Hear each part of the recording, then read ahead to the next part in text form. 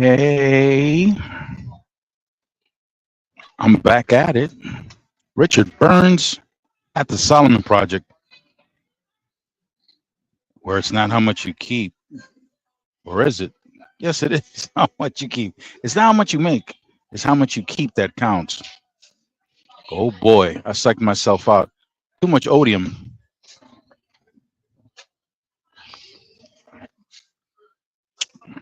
I hope I can be heard. Let me set this thing up for the invite, for the immediate invite.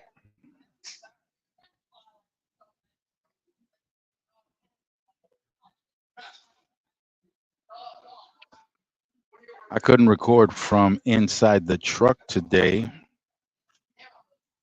It's 90 degrees and I have no AC, no A sizzle. So it's kind of tough. The human element, the human element. Just how tough is it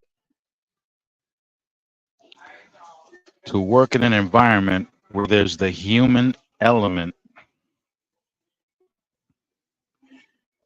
It can be extremely stressful. Extremely stressful.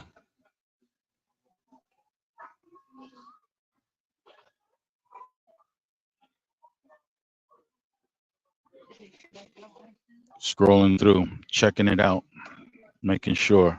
Matter of fact, now that I say that, I could check my own volume. You feels me? Yeah, I can check my own volume right here.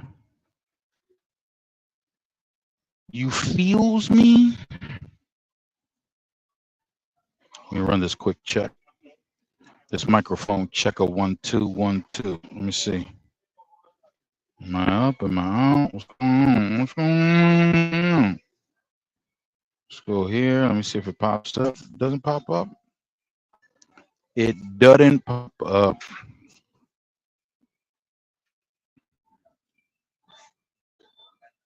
Let me check. Let me microphone check it when I wreck it. Okay.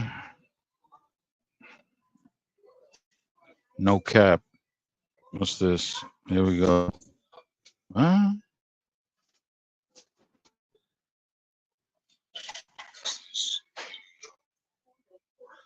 Oh, that's loud. Okay.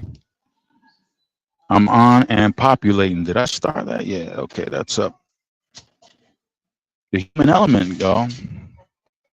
How difficult is that? One of the more attractive things about being a truck driver is that you don't have to work with very many people. You have to talk to your dispatcher on the phone. You might have to speak to a broker. When you get to your pickup, you might have to speak to the shipper or someone associated to the shipper. When you get to the receiver, you might have to talk to somebody, but it's not like your typical work environment, an office environment where you have to engage with people constantly. Trucking is different. It might be the reason why some people are attracted to trucking because of the fact that you don't have to deal with too many people. I would imagine that some military veterans might enjoy becoming a truck driver after they leave the military because you don't have to deal with people or not that many people. You spend hours, days sometimes, and if you don't have anybody calling you on the phone and you have no interest in talking to anybody, you can go on for a couple of days without having to talk to anybody. You don't have to engage with anything. Is there an advantage to that? Well, it depends on your personality. If you're an introvert, yeah. If you're an introvert, that works.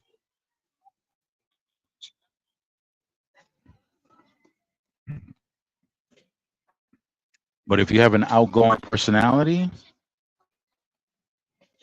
It may not feel quite as good. You may not even want to be trucking if you got an outgoing personality.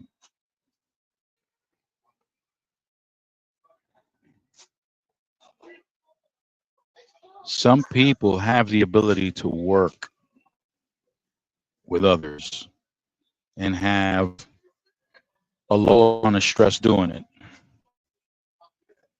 Some people have an incredibly high amount of stress. Because working with people is not easy sometimes.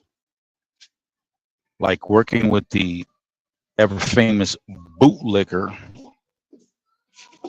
Bootlickers are difficult for me to work with. Very difficult for me to work with.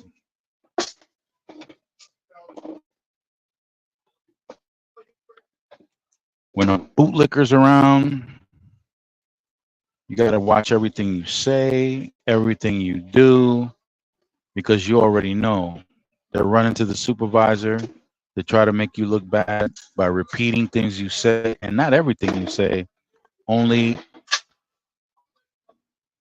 only a few things that you said to help paint the picture that they want to paint to make you look bad. That's a tough environment to work in when you got bootlickers that are doing that. Absolutely terrible.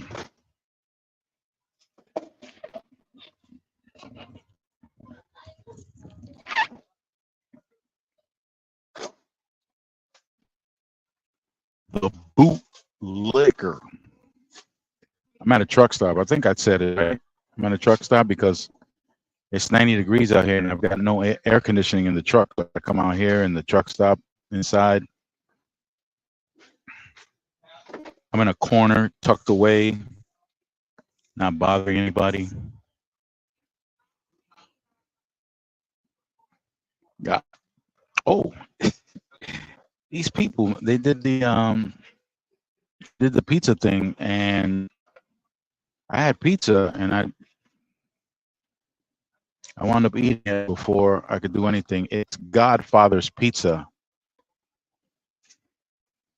It's about the only pizza I have access to at this truck stop. Crazy. At this truck stop. Here's a little something for the truck drivers, right? So my appointment was supposed to be for this Thursday morning. There were some complications with the reefer unit that I have. When I say the reefer unit, I'm referring to the trailer.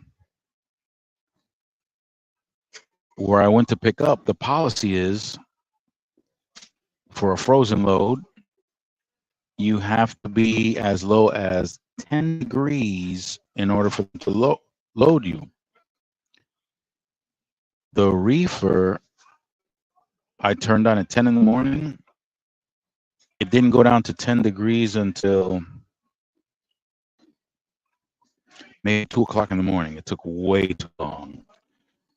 So the cutoff was 8 p.m. and they were kind enough to give me an extra 30 minutes. So by 8:30, they would have waited till 8:30 for it to go down to minus 10. Didn't make it.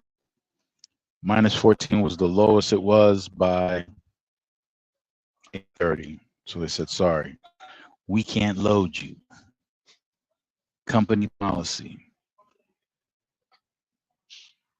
4 o'clock in the morning, 4:30. Of course, there was communications between me, dispatcher, safety, the mechanic, everybody. But it was to no avail.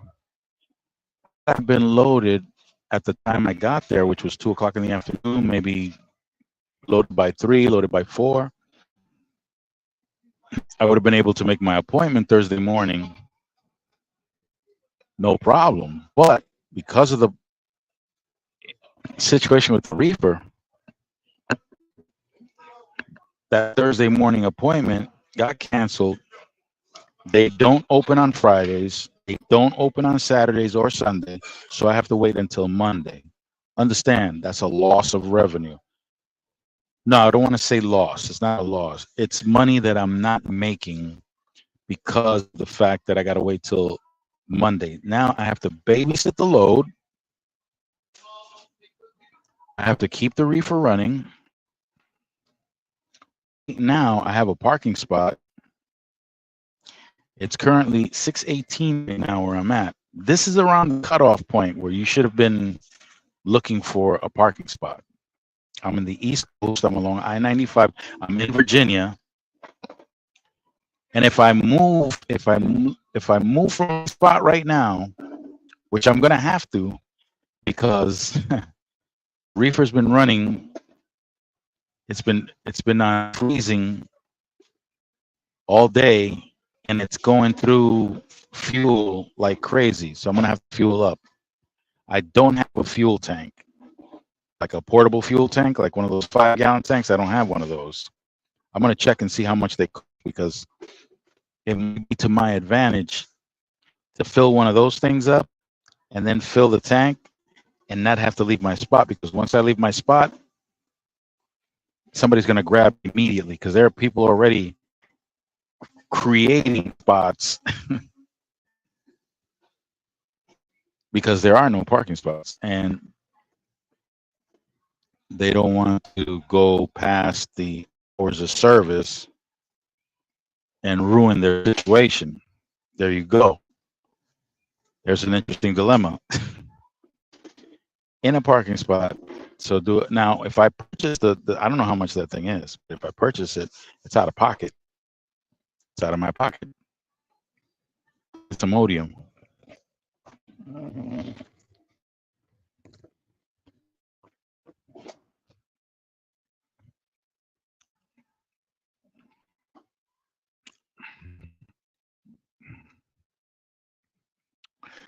I want to talk about the fear factor in association with investing and trading. Remember, trading is short term, investing is long term. People when they first come into the market, into the stock market, they want to fulfill fantasies that they've developed through movies or wherever else they get their fantasies. The truth of the matter is, slow and steady wins the race. Slow and steady wins the race. Remember, it's not how much you make, it's how much you keep. Traders make a lot of money. They also lose a lot of money. They lose more than they make. Day traders are famous for that. Day traders are famous for losing more than they make. A day trader will average about 50 trades a day. Here's the thing. A day trader could be happy just by figuring out the direction that the stock is going to go, whether up or down. And they can be happy just by the fact that it went up when they thought it was going to go up. They did their technical analysis, which is analyzing the charts. I'm going to show you some charts in a minute. But they analyze the chart, they do a technical analysis, and they figure that a stock price is going to reverse at a particular moment, or it's going to continue, or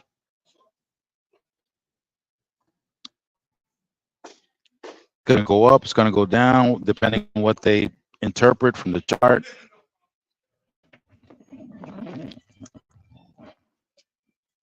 And if you listen to a day trader, and if they were to say out loud how they were reading the chart, the average person will have their mind blown. They wouldn't understand, or at least that's what I've heard people say, that they don't understand what they're talking about. It's like a whole different language. Some people get impressed by that. Some people learn technical analysis just to show off. Not that they're good at it, but they know that by pointing out certain price patterns, certain uh, candlestick formations. That's it. I got these people mesmerized. They think I'm the greatest thing to happen since sliced bread. Some people do just for that.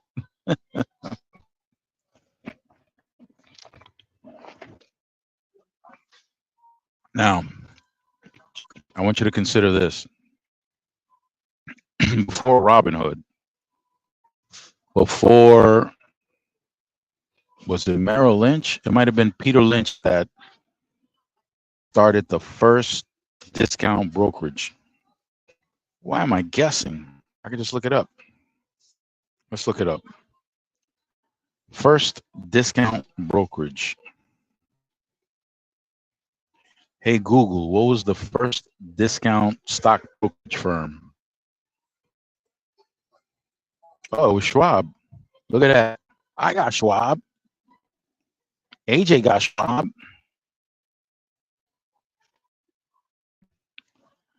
Okay, so it says here that Charles Schwab seized this opportunity by offering commissions at half the price of traditional brokerages. Wow. So Charlie here, he stripped down services to the bare minimum, focusing solely on executing orders. This model was revolutionary and gave birth to the discount brokerage industry. So prior to my homeboy here, Charles, prior to that, one trade can cost you up to $100. One trade can cost you up to $100.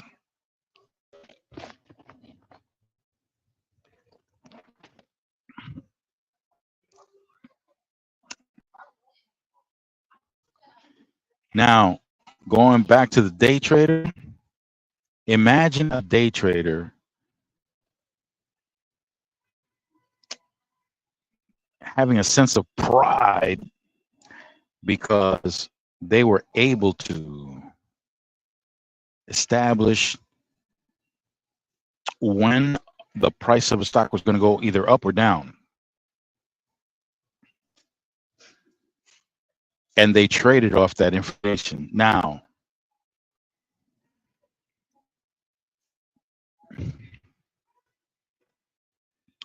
you can't forget about the commissions.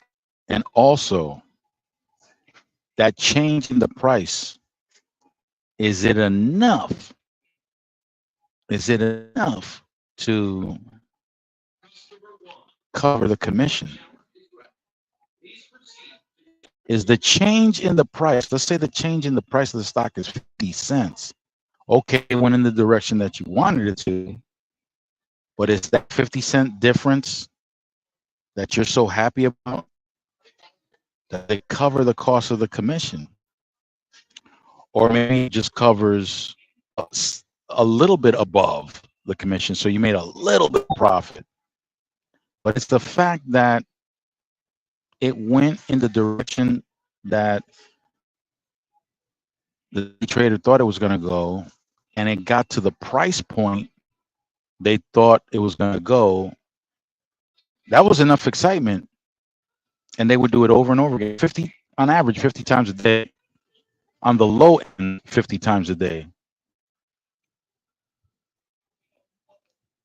They were using the stock market as a casino.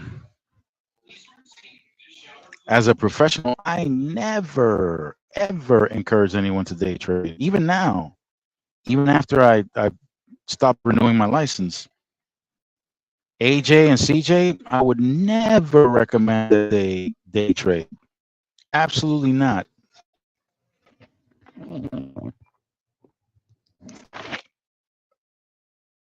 But people still do it. They get encouraged by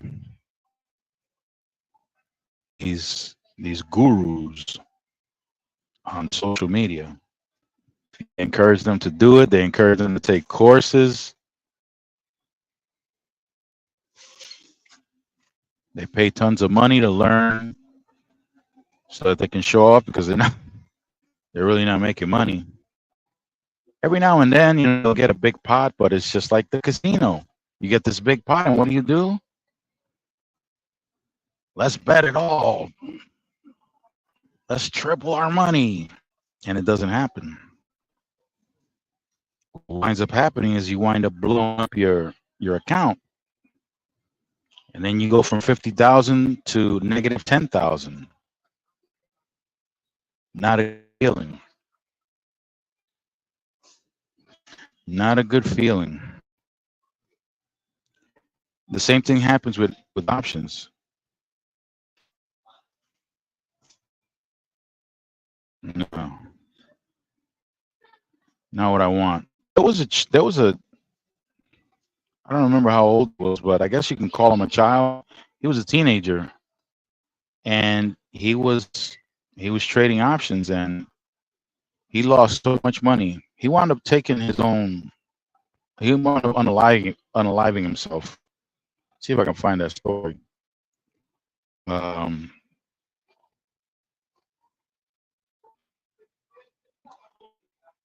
it's incredible.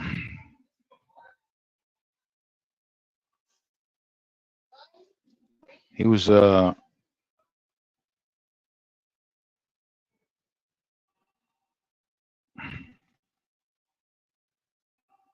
after losing money in the stock market.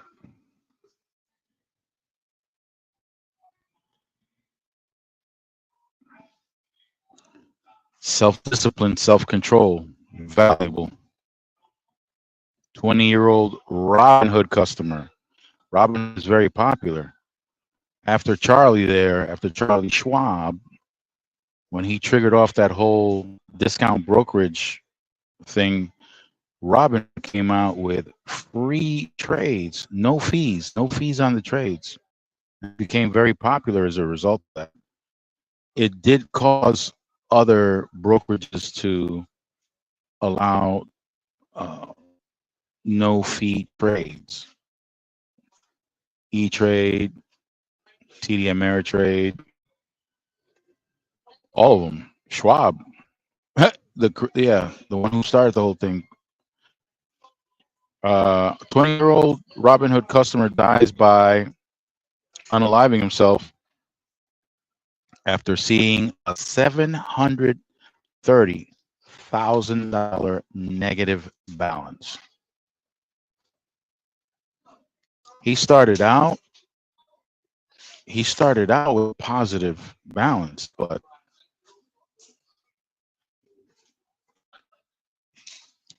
this thing requires self-discipline. It really does.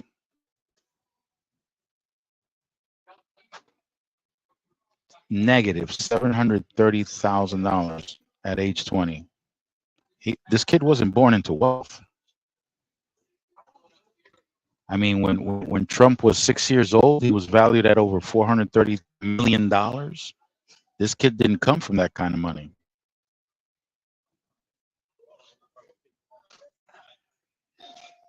Young trader dies. They got his name here. I'm not going to repeat it. College student.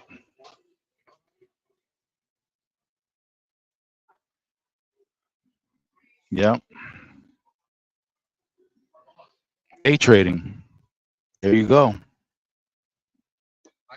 So what you see CJ and AJ doing is long-term investing, slow and steady. He's not playing that crazy game. Now,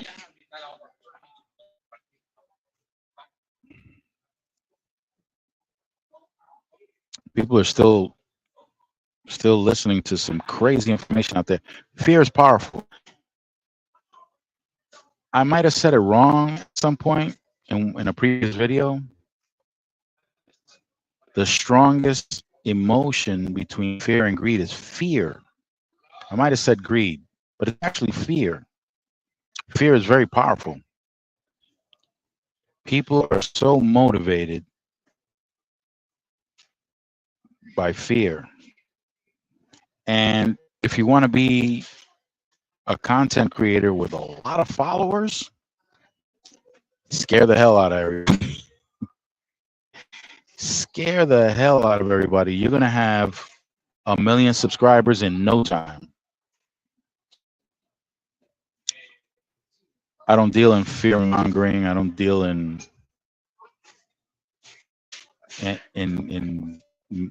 trying to convince people to do things through fear. That might be the reason why. Let me see. I'm just going to see how close I am to 1 million.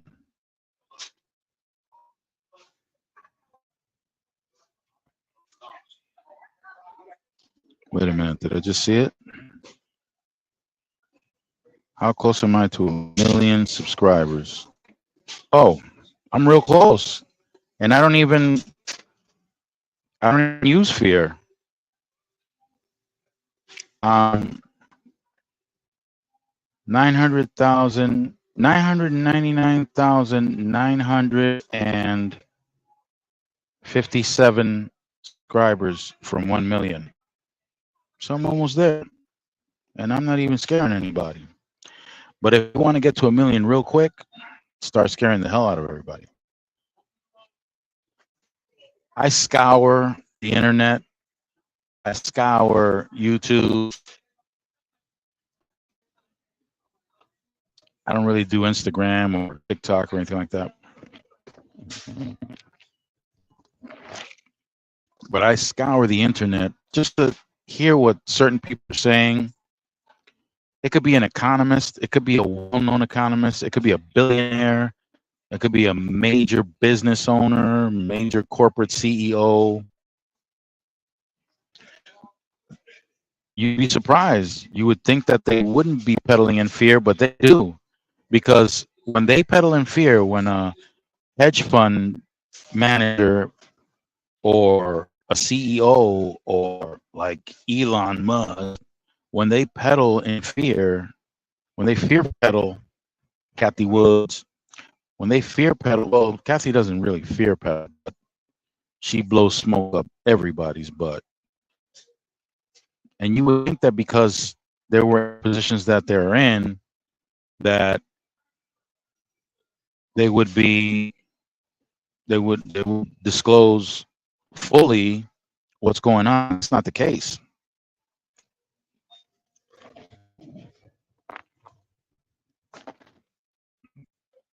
I've heard renowned economists go on programs like Bloomberg, CNBC, Fox Business, spout fearful nonsense. Oh, that inflation is going to be out of control. Inflation out of control? Okay, if you want to know what inflation out of control is, you got to look into countries like Turkey and Argentina and Zimbabwe. If you want to know what out of control inflation is, those are the country inflation rates that you need to see, not the US. And not only that, you need to understand something. Inflation, the type of inflation that we're experiencing, an indication that our economy is functioning well. Slightly warm. It's not hot, but it's slightly warm. The gears are moving fairly well. Otherwise, there would be no inflation. There'd be the opposite. There'd be deflation because nobody's got money. If nobody had money, we'd be experiencing deflation, not inflation. So all these people that are talking, they're talking out there. Yeah, that's where they're talking out of. Remember, oil, I think it was 6 or 7 months ago, we were supposed to be at $150 a barrel. About 6 or 7 months ago, we were supposed to be at $150 a barrel. Well, let's check and see if oil is at $150 a barrel. Let me present to you, my beautiful audience,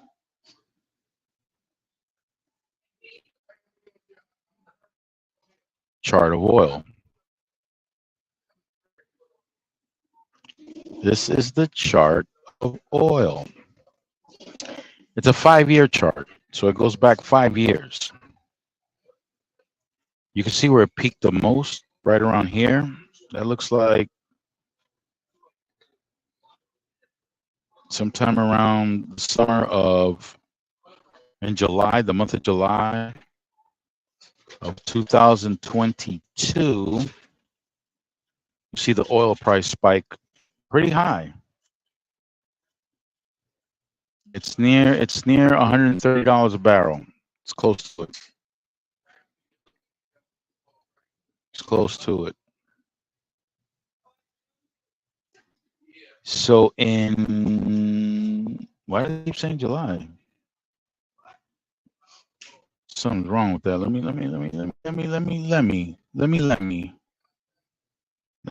to figure out what's going on here. Oh no, it is. It's okay, so here's where it peaked the highest.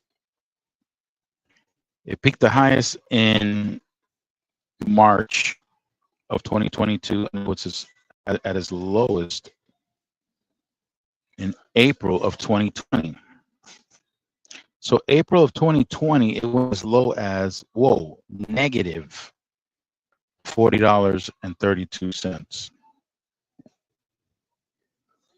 Now that's a super problem. You might think cool, but there's nothing good about that. To have oil that low, you wound up closing at $16.94 a barrel. You might think that's good. There's nothing good about that. That means that the demand for oil is so low that in order to appeal to buyers, they got to lower the price. It's a terribly low demand. Terribly. That's bad. And you can imagine that companies like ExxonMobil, you can imagine how angry they were to have to lower the prices on their oil. Lower the price, lower their profit margins substantially. No good.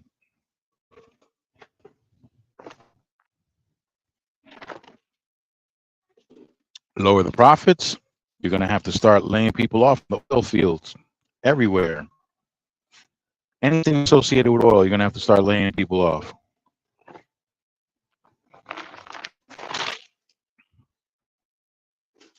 Because there's a minimum. Every business has a minimum they need to make to keep the business going. And that minimum may not include the profit that you need as a business person to sustain yourself and your family. Keep that in mind. So this spike where it went up to as high as $130 a barrel, that was due to the invasion of Ukraine by Russia. Of course, the oil spiked. There was fear about the world because Russia is a big exporter of oil. And because of this conflict, countries were under the impression that access to oil was going to be more difficult. So the demand increased, and they were afraid that while the demand was increasing, they were afraid that the price was also going to increase because there was going to be a shortage in the supply. Well,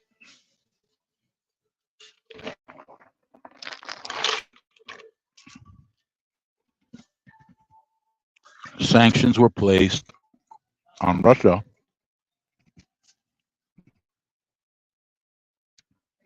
people thought it wasn't going to work. The truth is that it's working, and it's working very well. It's a lot more complicated than some people are aware of. I hear people on a variety of channels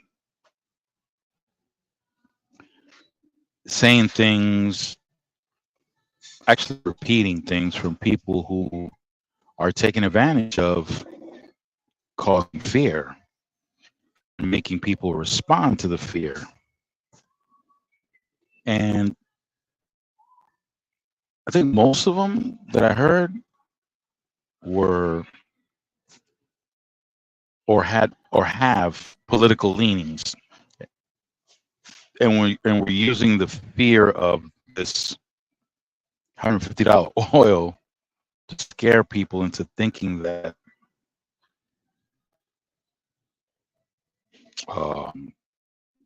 the Biden administration is, I don't know, it's not doing good. Well, the sanctions are working. The Russians are hurt real bad economically, really bad. Their currency is virtually down to zero. Their currency is in very bad shape. So much so that countries throughout the world don't want to trade with Russia with their currency.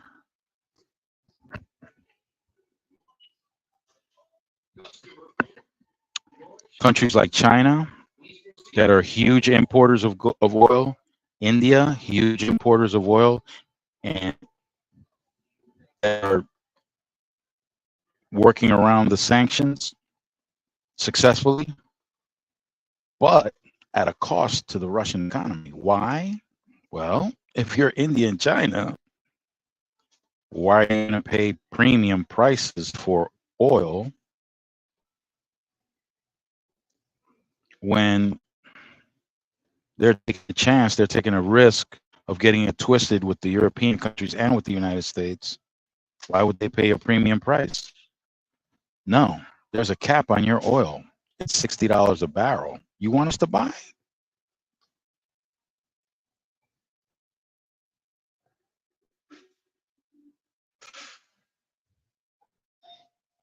You got a cap, buddy. What do you want to do? Of course, each country is going to look after its own interests. So they're not going to pay $80 a barrel. And they're not going to pay $150 a barrel because it never made it to $150 a barrel. Take a look at the chart. Where is it now? Just take a look at the chart. $76.93 a barrel right now. It's been pretty much in a range between $70 and $80 a barrel. But went up as high as 90. That was back in September of 2023, September 24th of 2023. Lately, the highest has been in 2024 was in March of 2024 at $86 a barrel. But okay, so look, here's a high.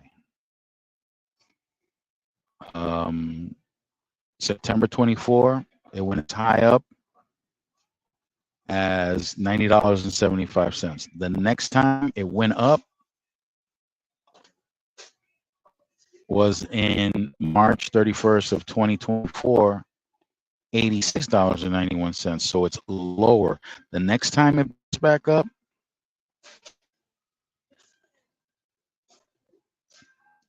$83.16. So understand that someone who does technical analysis will notice that the lows have been consistently same price, but the highs have been shrinking. It's been going down.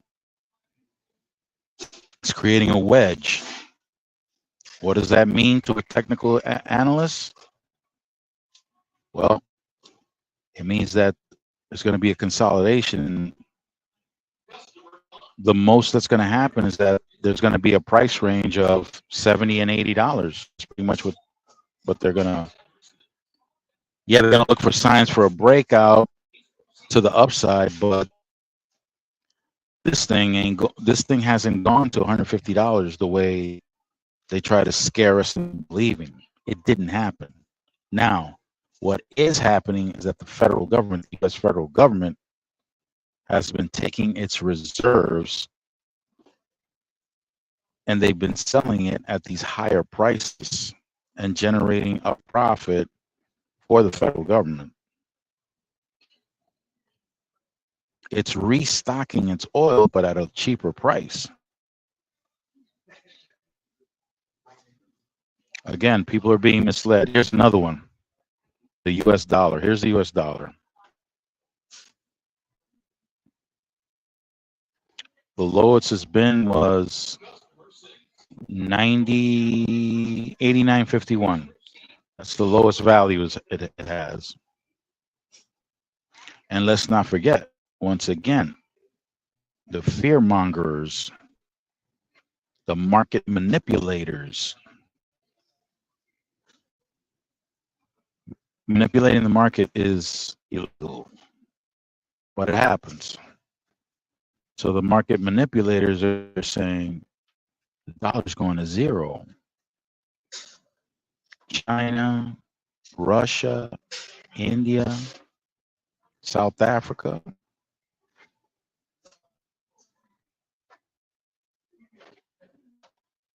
They're going to break the dollar. The dollar is going down. The dollar was supposed to have been down a year ago. A year ago. The dollar was supposed to be in the dumps.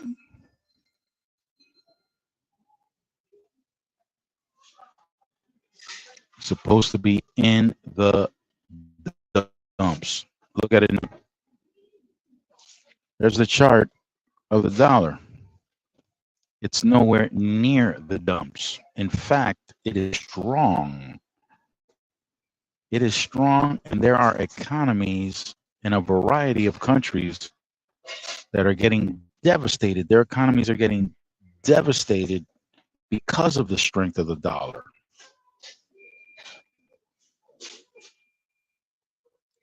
But not according to the fear mongers, not according to the people that are kicking out disinformation, propaganda, making it political. Not according to them. According to them, the dollar should have been below this point right here, the lowest point. It should have been below that. It should have been below 89.51.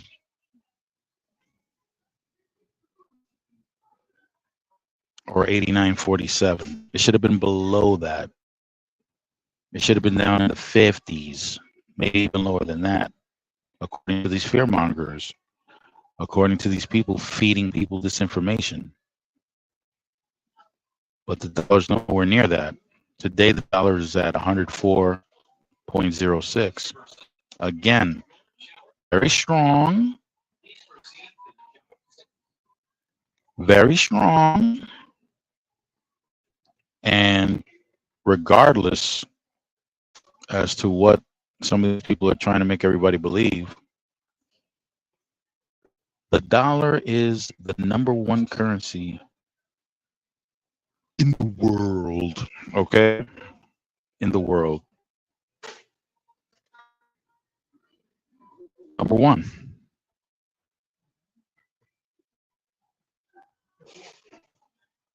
It ain't the Chinese yuan.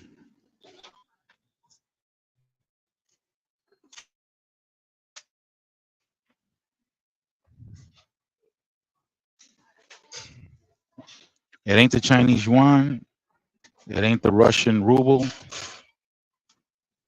It ain't the Indian rupee. It ain't any of those currencies. The British pound is higher. The euro is higher. But people don't trade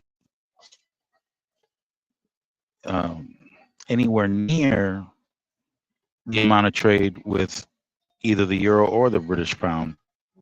It's the US dollar.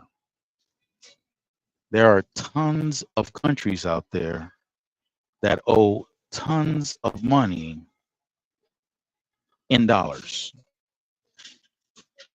And whoever they owe want their money in dollars.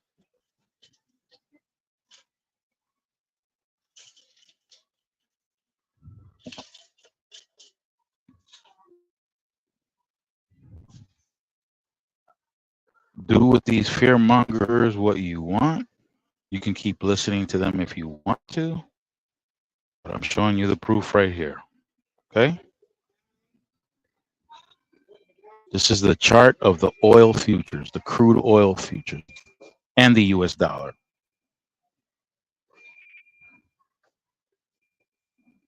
Things that were supposed to have happened a year ago, and it ain't the first time. They've been projecting these things for decades in the past. You can go back to when Nixon decided to take the dollar off the gold standard back in 71. And the dollar was supposed to have gone down catastrophically. Dollar's still here. Dollar strong. Now, there's a flip side to having too strong of a dollar. It goes against us. It goes against our manufacturing sector or our exporting sector. Because now when we export goods, it's going to be a lot more expensive for other countries to purchase.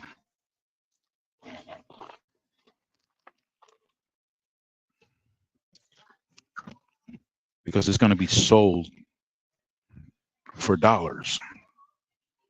And by the way, there's a huge amount of dollars circulating throughout the world that's independent of whatever we print.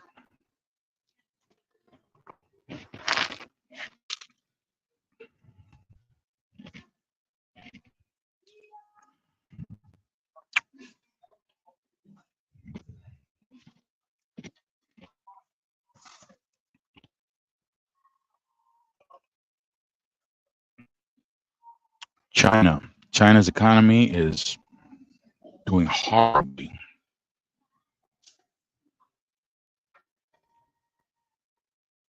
There's no real recuperation in sight. One very important thing that's happening in China, which is also happening in Russia now, with the loss of portions of their population because they're going out and losing their lives in this conflict with Ukraine. Population growth. Population growth in China is absolutely horrible. What does that mean? There are fewer people generating, stimulating their economy than needed for the ones that are becoming elderly.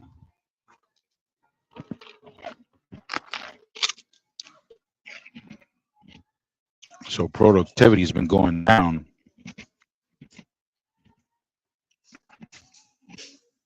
I don't have enough people to maintain that level of productivity.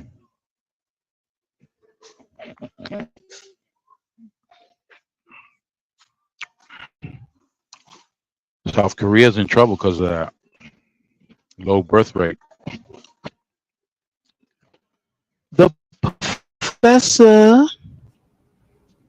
The professor, in the house. Hey, professor. Hello. Professor, can you hear me okay? Can you hear me? Yeah, can you hear me? I can hear you now. Yeah. I'm gonna try to speak soft since my husband is sleeping. Oh, he's sleeping. Yeah, He 'cause he sleep. works. Yeah, he works graves. Oh, He just oh, got he a $6 extra raise, little bugger. say what? $6 extra raise. Yeah, Stop playing, girl. Six something. dollar, six Yeah, dollar an hour. yeah, something going on with the federal government where certain positions are getting more money. I should have been a mechanic, man. What happened? Why didn't you become a mechanic? I just didn't think I could do it. You're going around doing contracts. Yeah, speaking of, I just left our mandatory picnic from work and had to take a shower because it was sticky. I'm probably not going to go to work tomorrow either and call out. I'm just not feeling too well. And most of Hey, those people don't like me. So I just didn't eat any of oh, the food or nothing. So it's like, and I was just talking about the work environment and how sometimes it's complicated to work with some people. yep. It's funny because they steady go around acting like that what they did to me when I first got there didn't happen. Oh, really?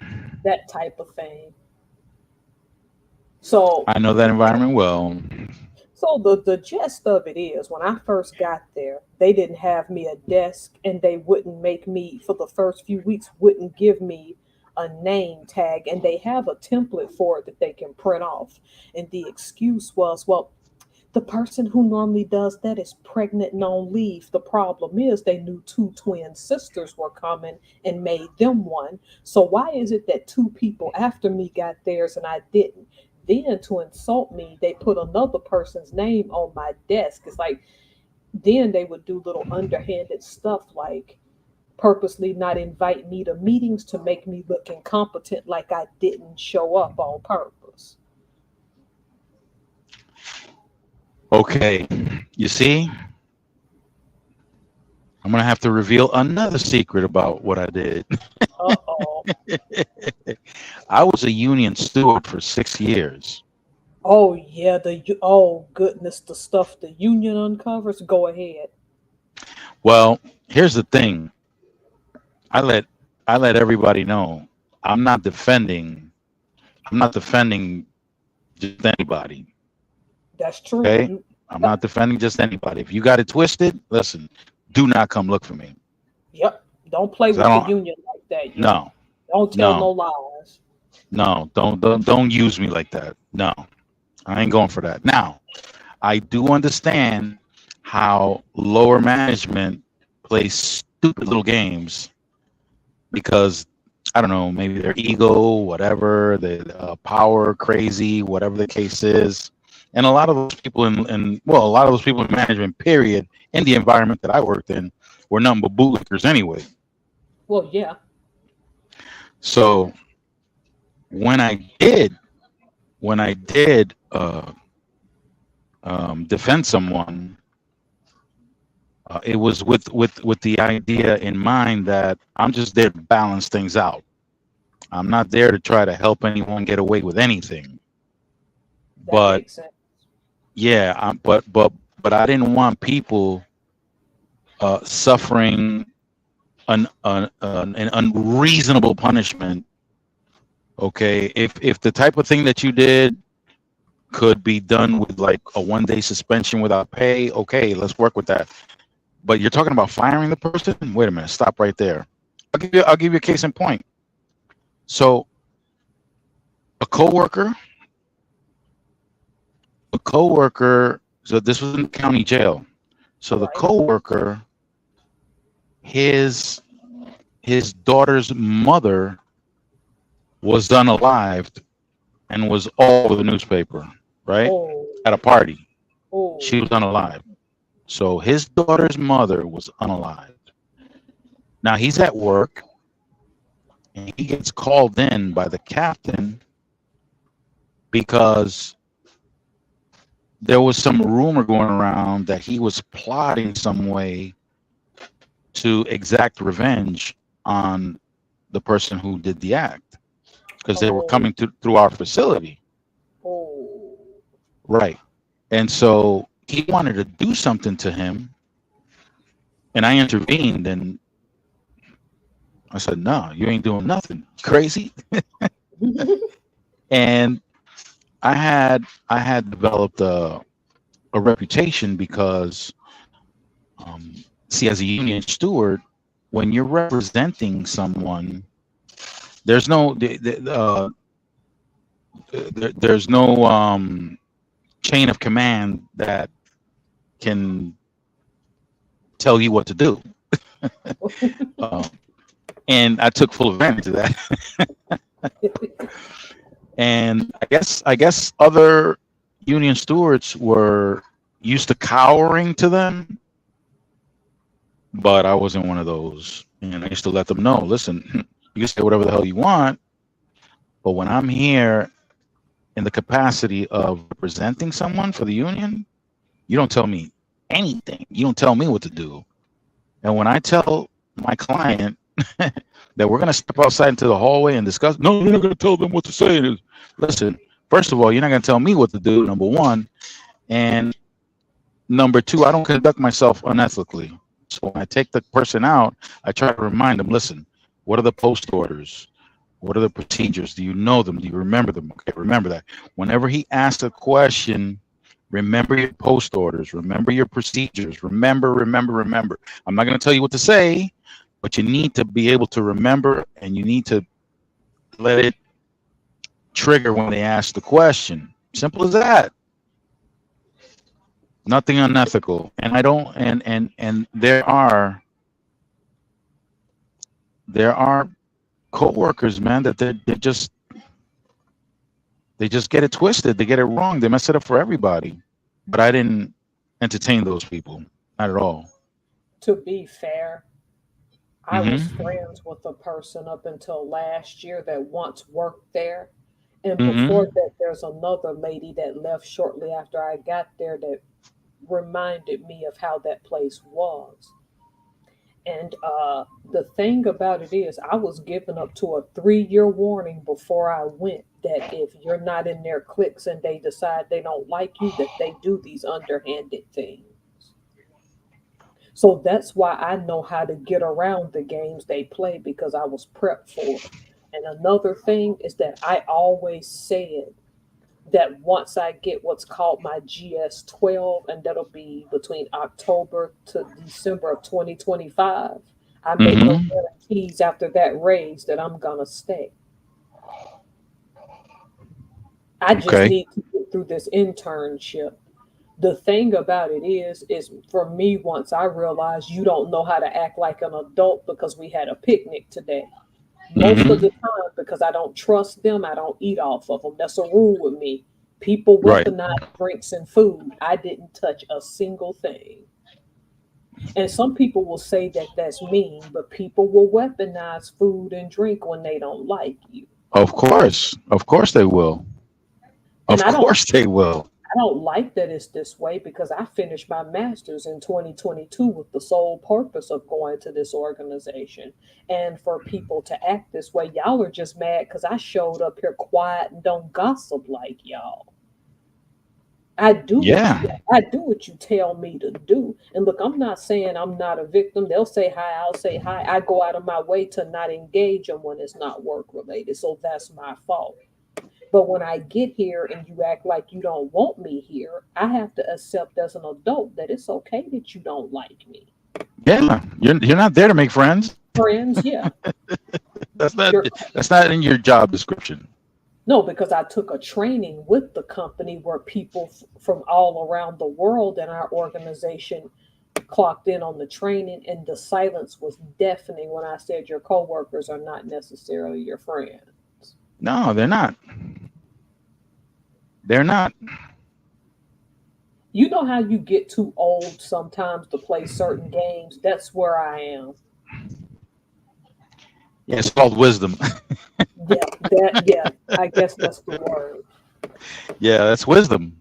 I met You a know. Christian lady out there and she knew something was up. She's like, is that a part of my, yeah, that's my people. And I told her like more than 80% of them are fake. And she's like, I know how you feel and I'll pray for you because some people just, it's no sense in being around people if they really don't like you. No, no, no. it's it was a tough lesson for me because I was a social butterfly. But when I got to working at the at corrections, it was it I can't call it an eye opener because that's that doesn't even begin to describe what it was. Oh wow. But yeah, the environment is just okay. So think of it, look at it this way. Most people would rather take their children out of the ghetto because of the environment. So this is a self-imposed ghetto where you can't go out, you can't leave. Oh wow.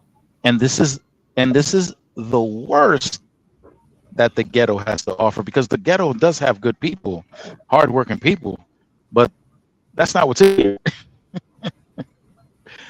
They have the worst that the ghetto has to offer, and you're confined with them.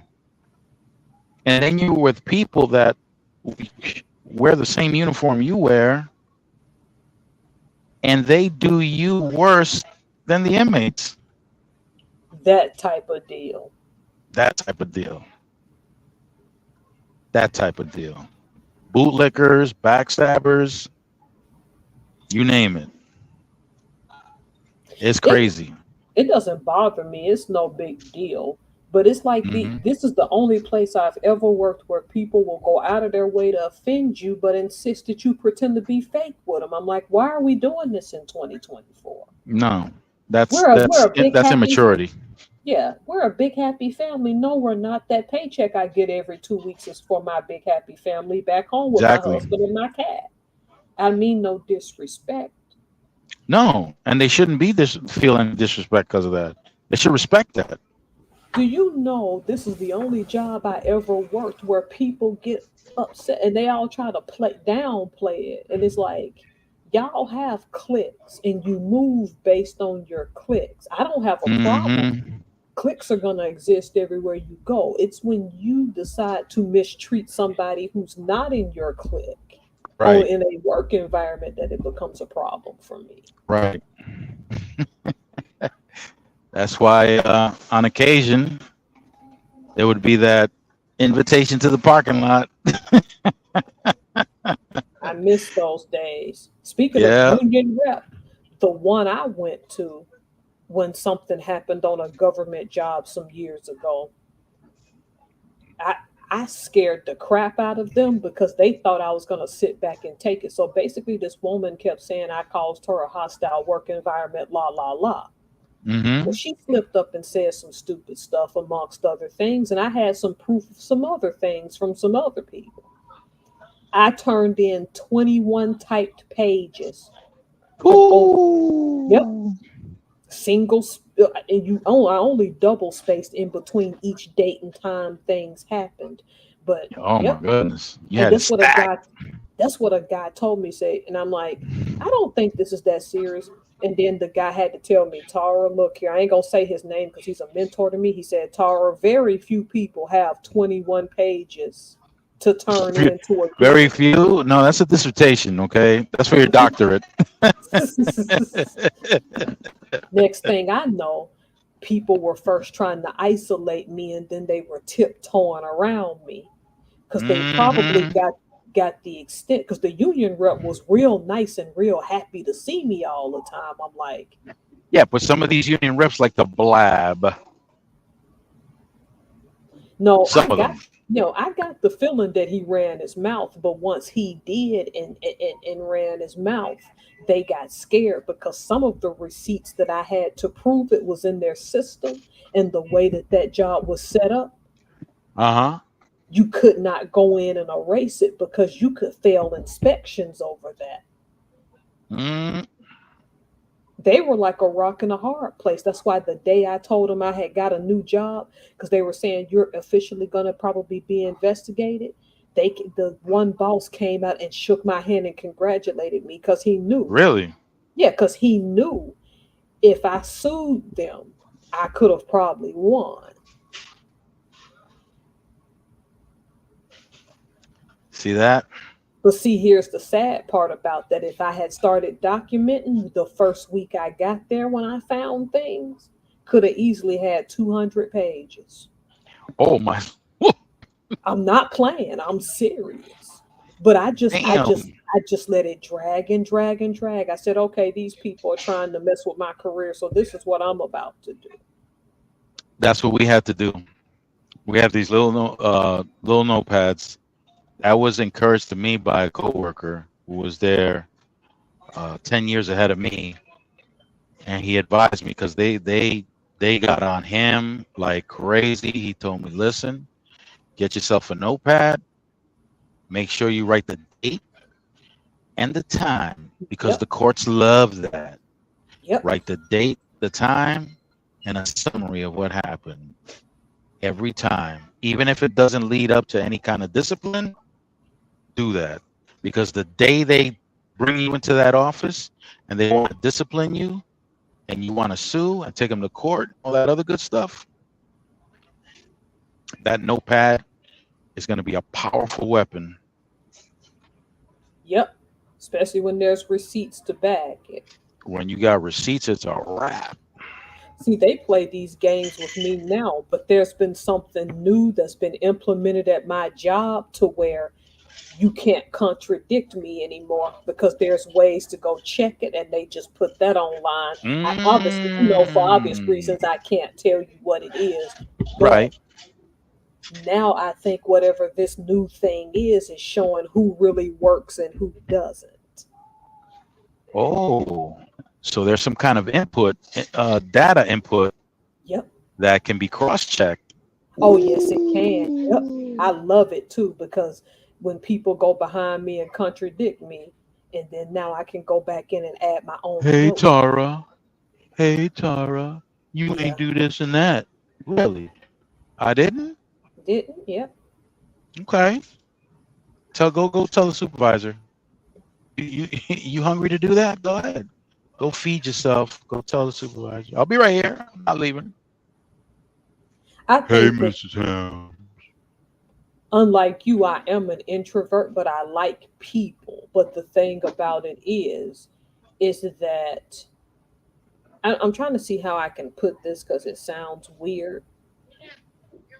I Sounds like lost my train of thought, but it's like I wanted people to like me, but I'm not going to kiss your ass. okay. No, I understand that. I understand that Because you know what 100%. happens. You know, women Oh don't like yeah. women anyway, most of the time. And I'm not saying this No, to be, women will it's a talk about reality. it's a reality, right? And Yeah, it so it's is. like, you want me to kiss your butt when I know you're talking about me? Why? I admired it because my boss came in from Virginia. I never did meet her this week, but all Mm-hmm. those people who don't like me avoided me like the plague and just went and was fake with other people. I said, this is how y'all handle y'all's problems. This is why nobody's staying here. Oh my God, they got a revolving door going on. Yep. That They, hello, that should be a clue right there. yep. They will tick you off, but then want you to be fake with them and look at you crazy when you don't play that game. I'm like, what's wrong with y'all? Dumb as all hell. That's what it is. I'm like, you do realize this is dumb, right? Dumb as all hell. And they keep doing. See, that's what I'm talking about. You got a super. You got a supervisory. It's usually the lower rung of the supervisory that they're just not. They're just not. Damn it, I, they're just I not. I tell people when you come work for the federal government is a wonderful place to work. I'm not trying to put it down, but you just hit the nail on the head. The federal government has a bad habit of those low rung supervisors. And guess what they'll say? Well, we put this person in the position because they've been in the government for so long and it's their turn. That's not an excuse.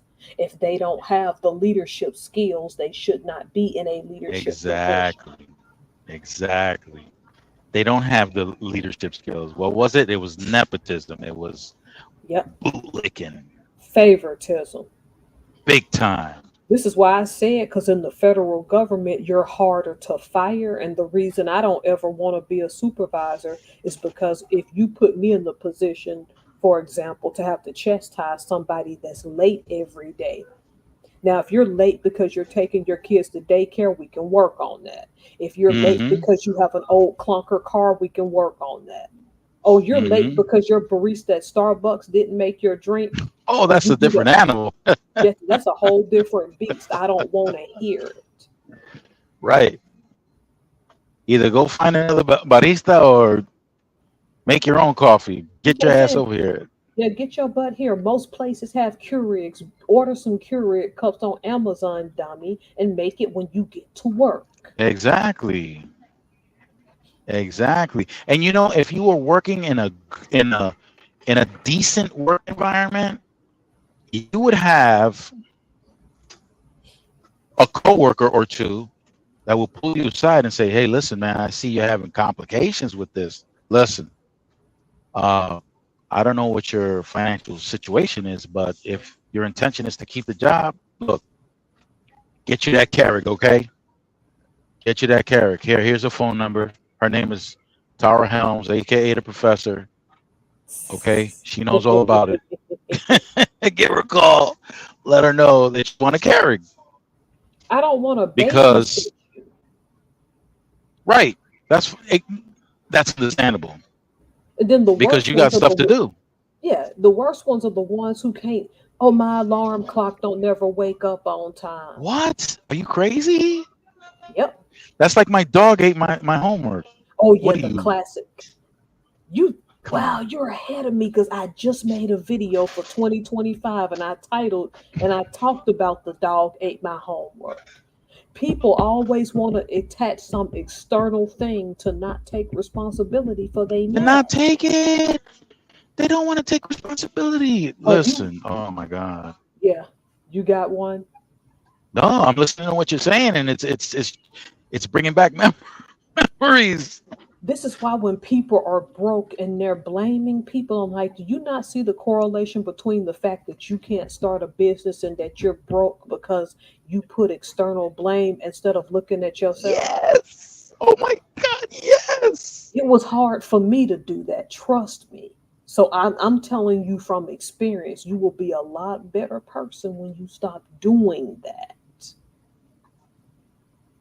I learned most of what I learned of that was the hard way with my older brother. My older brother was relentless. He used to go too far, but up to the point where it wasn't too far, it was a great learning experience.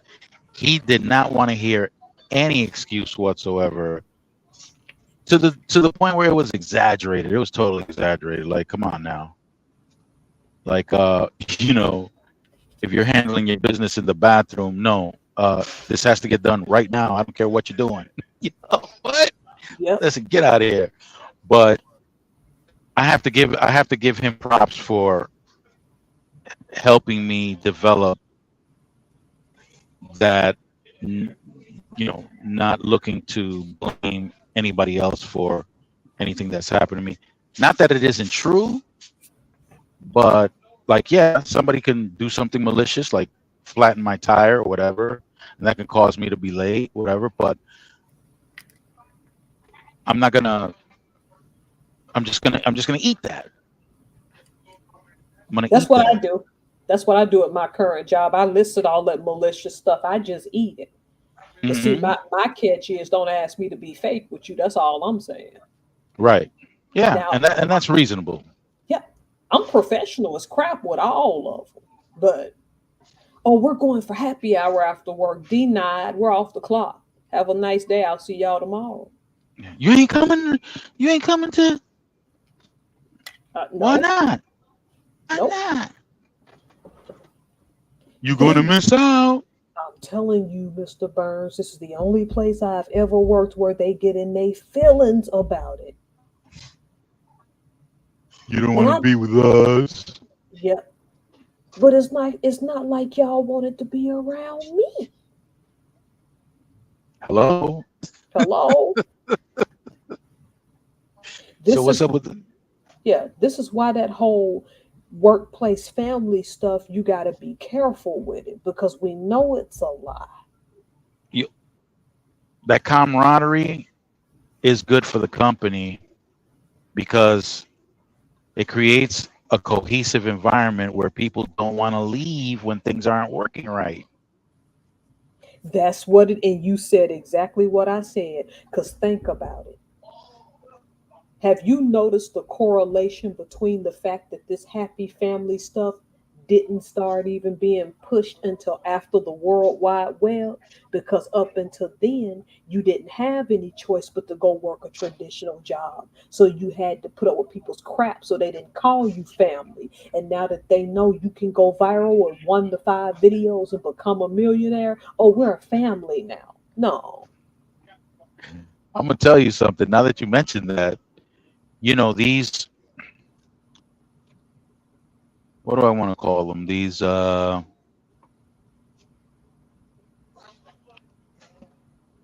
mean, to call them pyramid schemes is not correct, but I Right. think you know what I'm talking about. I'm Yeah, I talking think about I, these yeah. MLMs. Yeah, I'm skeptical about those, but I'm gonna give you the summary breakdown of how it works. It is all psychological. Just like you were talking about creating the idea of being in a family at your workplace. This is that, but like 100 times. Okay. yeah. I had the privilege of having to provide products for an MLM, and I got to see how they operated. So the way it works is this: everybody that I spoke to in this MLM, I won't mention the name here, but Of everybody course. that I spoke to in that MLM was fed the dream of establishing their own business, and it's going to take some work to get there. You're going to have to make sacrifices, uh, but there's no guarantee. But if you work hard enough, you'll get there. So, of course, who doesn't want to be well off financially? So that's the, what do you call that on the end of a fish hook? That's the bait. Okay, Right. that's the Right. bait. That's the bait.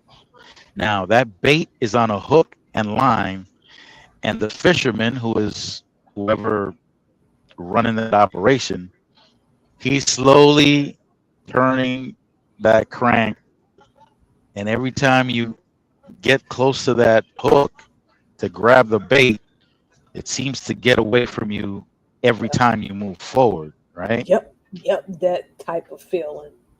Now, this is the beautiful part about it. There's no way that uh, that business structure can actually fulfill what it says it can, because there's a point of saturation. Once you get up to a certain amount of people, that's it. Yep. But they don't declare when it's saturated. They keep people coming through. It becomes a revolving door Yep. because everybody is working. See, it's not the product that they concentrate on, it's the individual, because they can convince the individual to chase the dream. While they're chasing the dream, they're working as hard and perhaps harder than they work at their own job, but there's no pay. Nope. There's no pay. You don't sell, you don't get paid. And interesting, and insurance companies, the way an insurance agent works, it doesn't matter what insurance company it is. When you, well, life insurance, let's be specific with life insurance. When you provide someone with life insurance, there's a pay associated to whatever amount it is that that policy is worth. Let's say it's $1 million, and let's say because you sold that $1 million policy, you're supposed to get 10 grand out of that, but you don't get the 10 grand up front. depending on what level you're at, you might get 25% of that, 50% of that, 75% of that, and the rest they hold on. Right. You don't get the rest until after a year and a half that the person has had that policy active. If they default on that policy, you're not getting the rest of it. But guess what? What they paid you, you got to pay it back. Oh wow. Yeah. And in these insurance companies, the way they string you along is that you got to keep selling policy after policy to try to eliminate what you owe and then start making some profit of your own. But I don't know what keeps those agents there because they're not making any money. They play the role, they wear the costume of a successful person, but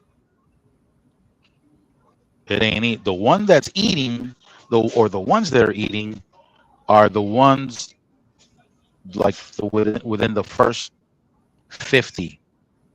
Those people are eating. But anyone after that, you're struggling. And Yep. once you get the point of saturation, Right.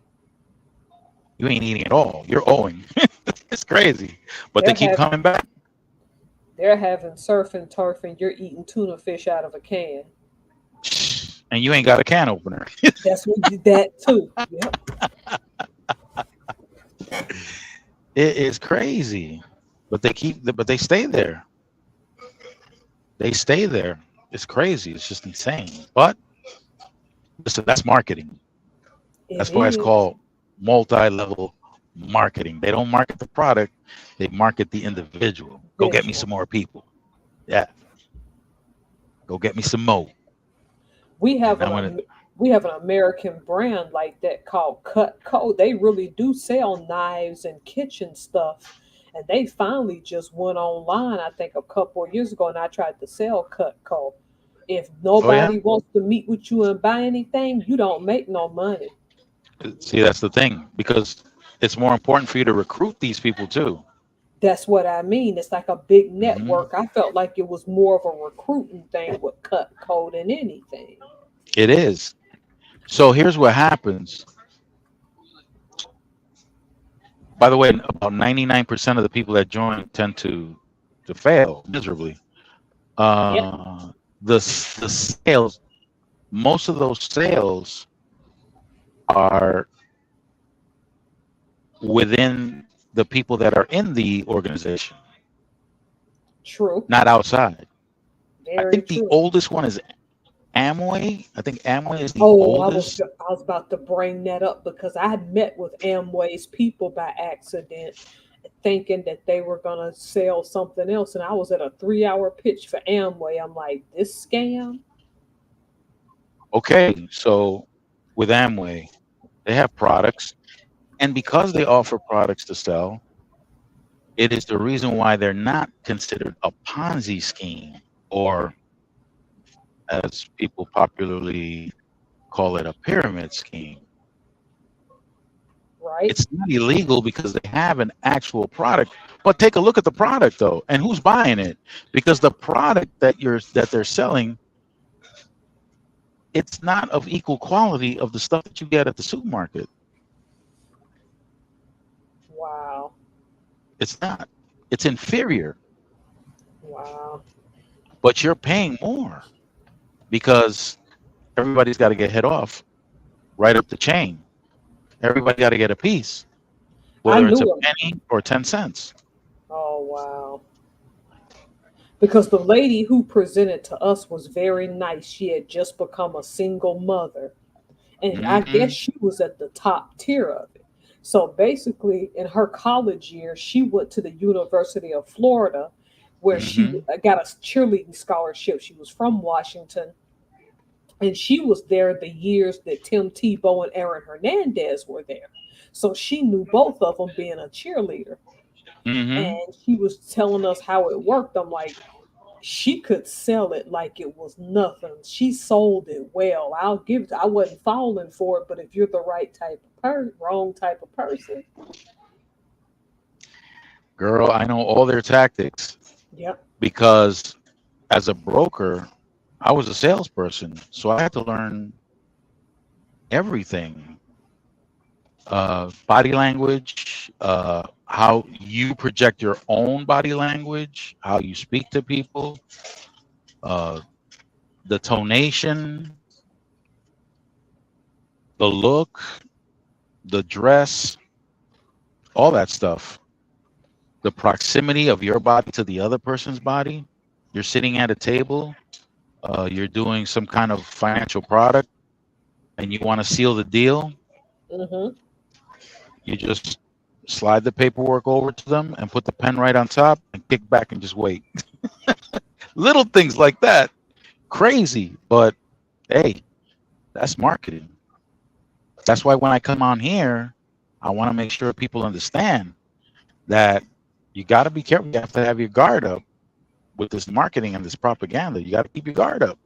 People hate on CoffeeZilla, but I love him because he can break down those scams so well now. He is amazing, CoffeeZilla. I Him think and the other one you mentioned, Spencer Cornelia. yeah, Spencer. Because people trying to sue him and hating on him, I'm like, but when you know you're playing these games with people, They got receipts. they got receipts. You can't get mad about that. Most of these people on here, I think the one of the reasons I liked you because like you brought humor to things and you helped people without trying to, oh, here's my course, here's what I'm trying to, because all these people death by courses, and it's like everybody on here thinks they're a guru now. No. I only focus on the 2%. That's it. I'm not casting a big net out because, like you said, I mean, I that doesn't sound. It doesn't feel good. Doesn't sound good. Doesn't feel good. Okay. Nope. It really doesn't. It's crazy. Everybody with their courses, like you said, everybody with their courses, and that's their game. This is a capitalist nation. You know, I'm not hating on any of these people. Just It like one becomes a person. Go uh-huh. ahead. You said it I first. was gonna say that what it comes down to with me is the misinformation. You know, trapping people with misinformation. I don't like that. Like there's one guy, I won't say his name, that is a book editor. Well, my price is starting off as 20K la la la because Mm-hmm. he's published some successful books. I won't say who, but he's a YouTuber. And I'm Mm-hmm. listening to this. I'm like, dude, Grammarly may not be perfect, but when you throw 20K and tell them they got to pay you that much for a book edit, guarantee you they'll edit it themselves. The technology is there. It's been there. And with this I looked at Grammarly now. This stuff is getting more and more accurate, man. You ready to write 20, your own book? you ready? Yeah. Some of them don't. Some of them write the book for you. You just speak it out now. That's pretty wild. And you're sitting up here wanting to charge somebody 20 grand for software that they can buy for under $500. Which one's the better deal, boo boo? I don't know. My math is still pretty good. Yeah. When he said that, I'm like, wow, you really think you this highly of yourself? Or you think people are that stupid? One or the other. Yeah. That's my rates if I'm going to help you. I'm like, I know you've been around for a while and you published some successful books. But I know Mm-hmm. like a guy on here named Dale Roberts is a white guy, very fit. Mm-hmm. He don't even charge you that much, I don't think. And he's published way more books than these other people playing this game. Mm-mm-mm. Like, what's wrong with y'all? The laziest person in the world will look at that 20K and be like, screw that, I'll edit it. There's a sucker born every minute, That's what Professor. I that's what I mean. And this darn internet is full of them. I'm like, how do y'all not read through this crap? I don't know. Because I think I That's blow people's mind the free stuff I give them on my channel talking about history and stuff. I'm like, if you yeah, bought it, yeah, yeah. Giving them that knowledge that you're giving them for free. yeah. Come on. Even Gary Vaynerchuk said you supposed to do that. You never come out swinging. Well, no, for the record, I'm gonna go on and put it out. I don't ever really plan to charge anyone anything on any of my channels on YouTube. Now, once I start making soap, I'm gonna put my commercials up, and then if you want to go to my eventual website, that's a different story. Right. But I'm not making no sales and trying to do everybody. You put so much work into these videos. I said some of these videos may take me a half an hour to do. Stop. And not only that, this stuff is therapy for me. That's what I mean. Yeah. I don't feel a need to charge you. I don't everybody like how, that's just stupid. You ain't getting no money and no donations out. Let me do me. You live Worry on about this it. yeah, yeah. You live on this internet 24/7. I don't. No. No.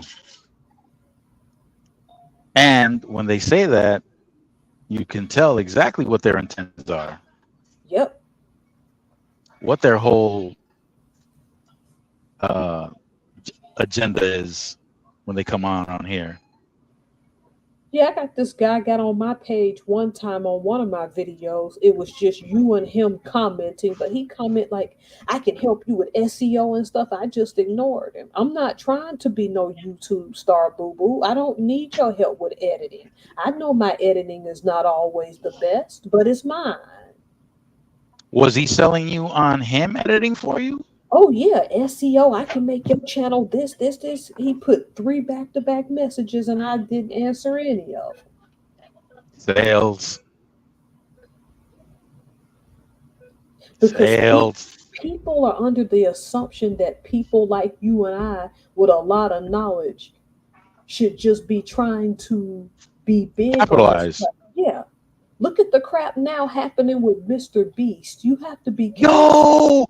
Yo, that's crazy. Mr. B with like 50 million. How many subscribers is he at? Oh He my got God. he got in the millions now. I'm gonna look it up.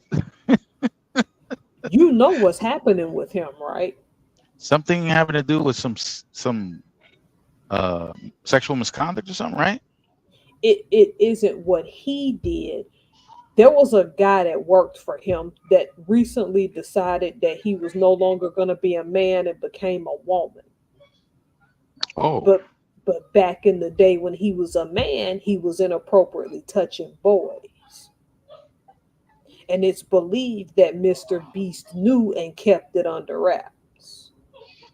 I don't know if this is true or not, so I'm gonna go on the record and say I don't know how much Mr. Beast did and didn't know. But I think what bothered people is that when the allegations came out, Mr. Beast didn't handle him right away, and rightfully so, because it was an allegation up until that point. Until right. one of the young boys came out and gave detail about how this now woman used to touch him. The problem is if you're big as Mr. Beast, you got to be careful about. Girl, 307 million subscribers. Oh, he's one of the bigger ones. I think he's the biggest. You know what they're gonna say, and rightfully so. You're Mr. Beast. How did you not have somebody to vet this guy? Mm-hmm. Because remember, YouTube will build you up and break you down. I don't even know why they turned on that one gamer, PewDiePie. Remember, before Mr. Beast, there was a white guy from Europe named PewDiePie. No, I don't know who that is. Yeah, because for many years he was at the high end of YouTube. You probably ain't been on YouTube that long. PewDiePie was like the early PewDiePie. 2000s, like 2010. till 2015, I think. Mr. Beast is number one. Right now, yeah, but before him there was PewDiePie, and YouTube Pootie. turned on. Let me search for PewDiePie. PewDiePie. Yep, he's a skinny white guy.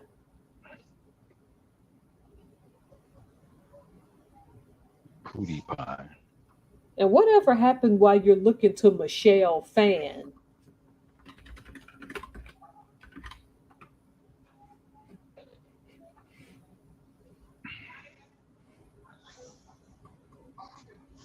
He's authentically relatable. He didn't stick solely to gaming. He expanded into vlogs, challenges, and meme-related content, keeping his channel fresh and engaging. Okay. But for some reason, he had a falling out with YouTube, and that's Yeah, it what. says here, semi-retired from YouTube. Yep.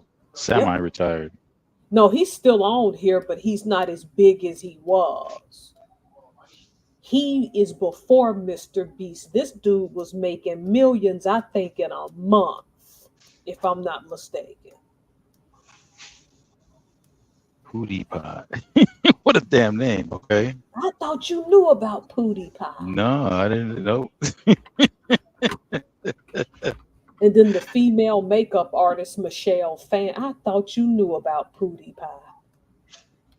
Here we go. Let's see. 111 million subscribers. Yep. I think what happened with PewDiePie is that he got so big and was so loved that YouTube couldn't just easily discount it. And you know Mr. Beast ain't going nowhere. 370 million, that dude. Yeah, that's a lot of advertisers. That's what I'm saying. That's a whole lot that YouTube has to lose.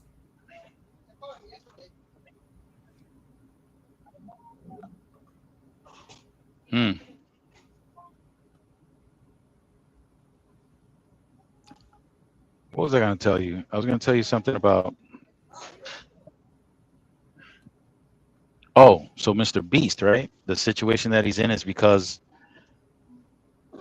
for failure to report something. Is that what it is? Yep. So this congressman is in the same situation, right? What's his name? I can't think of the name, but I know what you're talking about. You know what I'm talking about. He was a wrestler. He was an assistant coach out of Ohio. Yep. And he failed to report. In fact, the wrestlers that went to him to complain about what was happening went to Congress to throw him under the bus, to put him on blast. Right.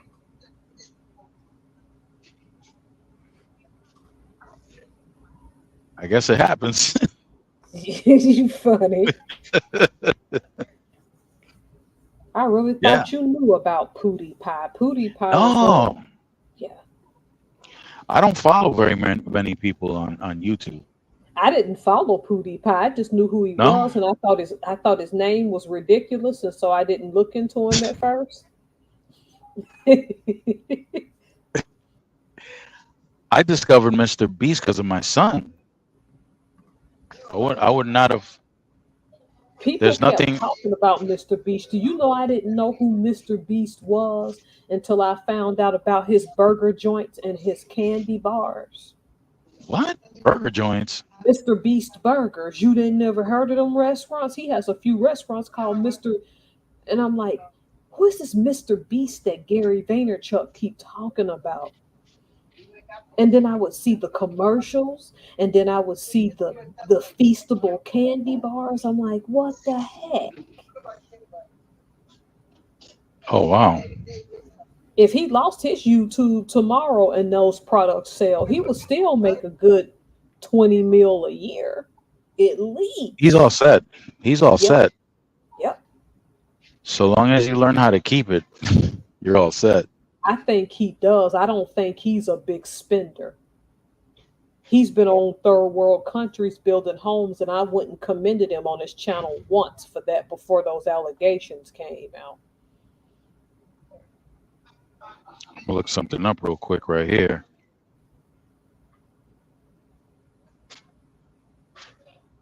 But the way you could get rich on this platform, very few people can do that now. You say it now? Explain, please. What I'm saying is that Mr. Beast is an anomaly, right? Right. There was a time between PewDiePie, Michelle Fan, I can't think of the other ones, where a few of them were getting in that 100 million plus subscribers. In the 2010s to 2015, when YouTube was what I think at it, what I call its golden age, where you could still kind of say what you wanted to say and not get kicked off this platform. Oh yeah. Lots of people were making millions. Now these people will get to 2 to 3 years and be burned out. Yeah, I've been seeing some videos on that too. Yep. Like Vanessa Lau quit her corporate job, went to be a barista, and while she did, she built up her Bossgram Academy to teach you Instagram, of course, and all that. And then in 2023, she just burned out and disappeared for a year. Got back here in 2024. Mr. Beast must have a good team. He's handling it well. See, Yeah, I'll say, for definitely. example, the lower end, like them idiots, Fresh and Fit. When they got Those guys are demonetized knuckleheads. heads, yeah. These guys are straight up knuckleheads. You know, let me see. I'm thinking who's we got a few knuckleheads in that sphere, that Sneeko, manosphere. Sneeko. Now there's one complaint I have about these guys, and that's that they demand that a woman appear a certain way when some of them don't have anything to offer in terms of appearance. I get what you're saying. Yeah, you're asking Yeah. for something. Because, like, Fresh and Fit, I'll admit, both of them are pretty in good shape, right? It's just the knuckleheaded stuff they say. But some of these guys will just be sitting talking out their behind, and I'm like, you really know that you look like an idiot, right? Apparently they got enough clowns applauding what they're saying, and that's who they're believing. They're sticking to that. I want to show you something. Ready for this? Yep. You probably already know this, but check this out. All right, so here's Warren Buffett's home. I was thinking about him. I've been thinking about him since yesterday, because Berkshire Hathaway got houses. Yep. Well, here's his home in Nebraska, right? Yep. Here it is. 1958, at the age of 28, Buffett purchased what has remained to this day his primary residence.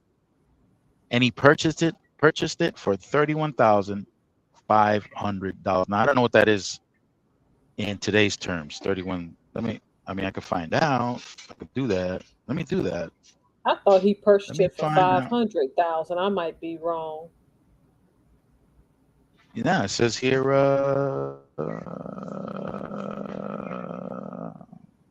Get out, man! What is this ad? No, 31,500. So let me go ahead and plug in 31,500. 31,500. Let me get that in place. 1958. That's the year my dad was born. Oh, really? He's a young man. Fairly, yeah. Okay. Okay, so had he purchased it today, it would be worth $329,000 if he purchased it today. We're talking about a man worth over $100 billion And he lives in the same house in Nebraska. since 1958. It's rumored he eats at the same cheap steakhouse as well. Cheap Steakhouse and McDonald's. Okay. That's what I'm saying. And I know there was a guy on here, Eric the hip hop preacher, that met him that said he rolled right up in there in a J.C. Penney suit. He wasn't wearing no expensive suit. When you look at Warren Buffett, you can tell he thrift half of his clothes.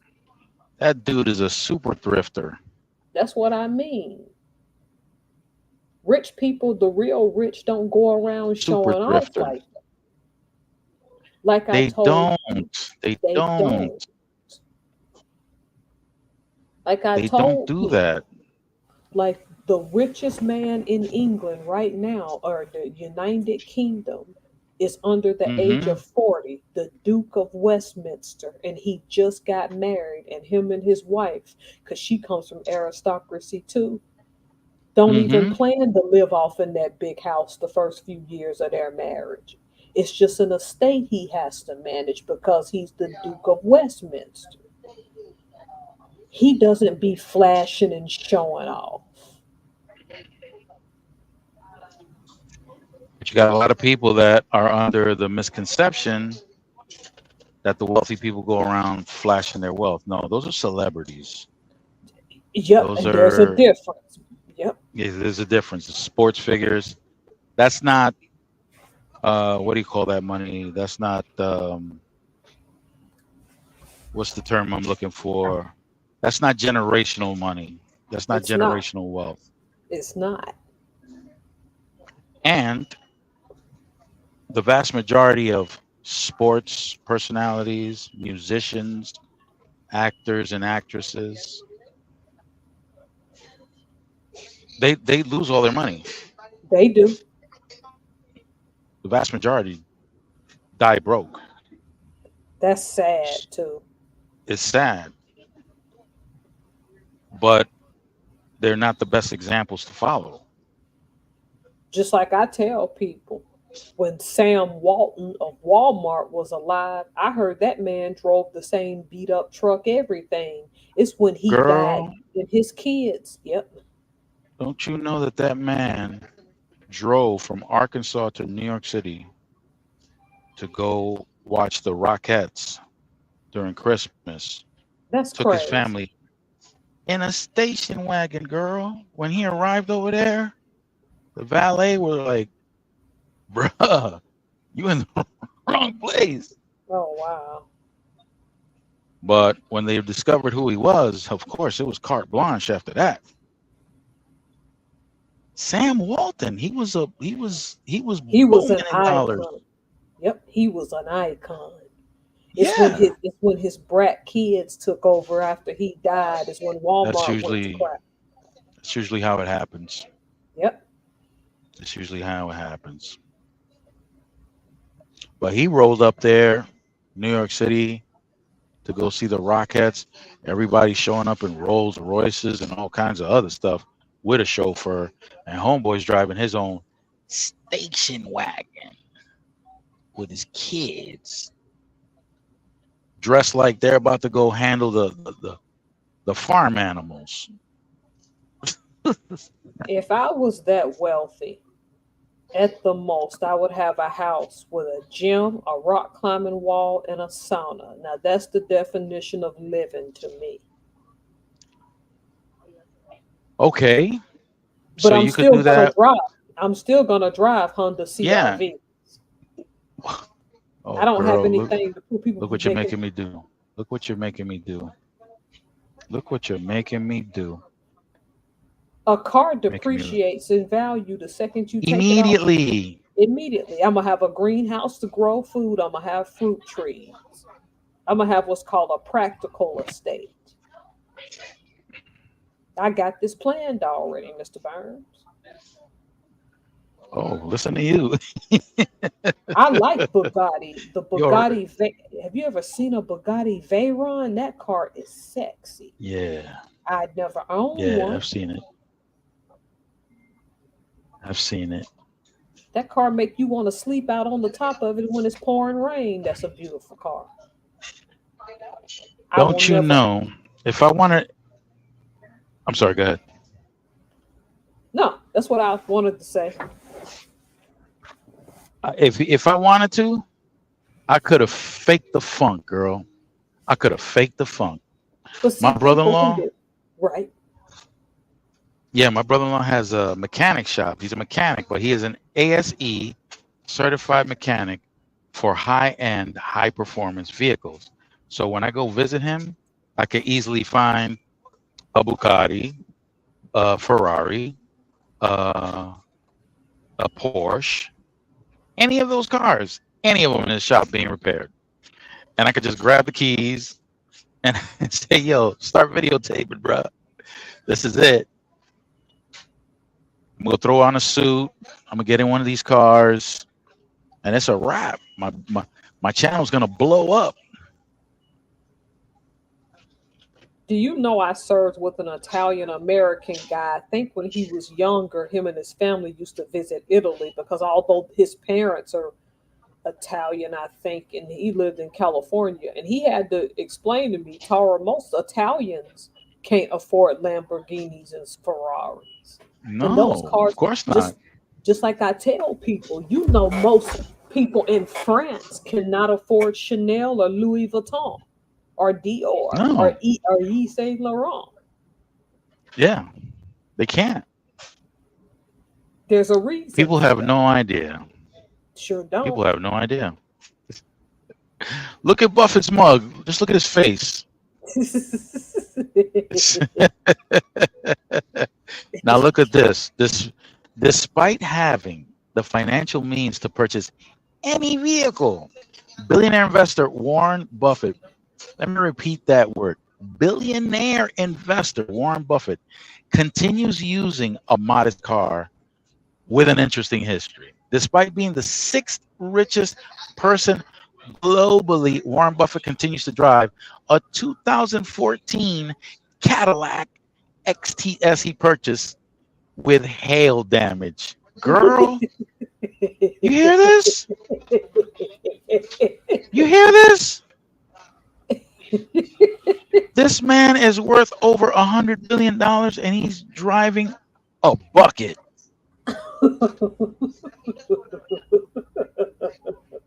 You know what I'm saying? You got these people straight up. Oh yeah, what kind of car you got? What is that? What? Oh, so you don't know wealthy people. Yep.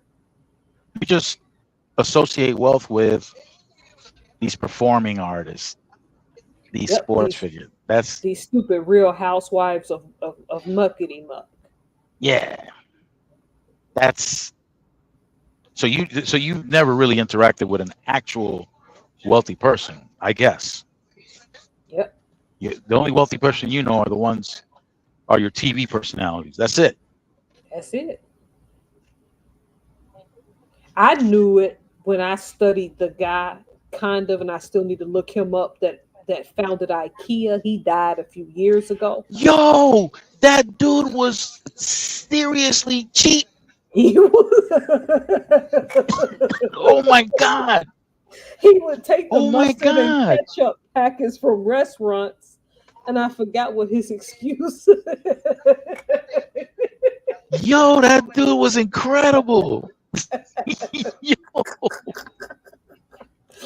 He cracked me up, but I liked yo. Oh, I loved him. I love people like him, like Buffett, like Carlos Slim. He's another one. it. Carlos Slim of Mexico. I've heard Yo, about him. that dude. You know, he's got these department stores, like, you know, they're like low end department stores. That's where he gets his suits from, his own department stores. Yep. He ain't getting all these high-end suits, these tailor-made suits. He ain't getting none of that.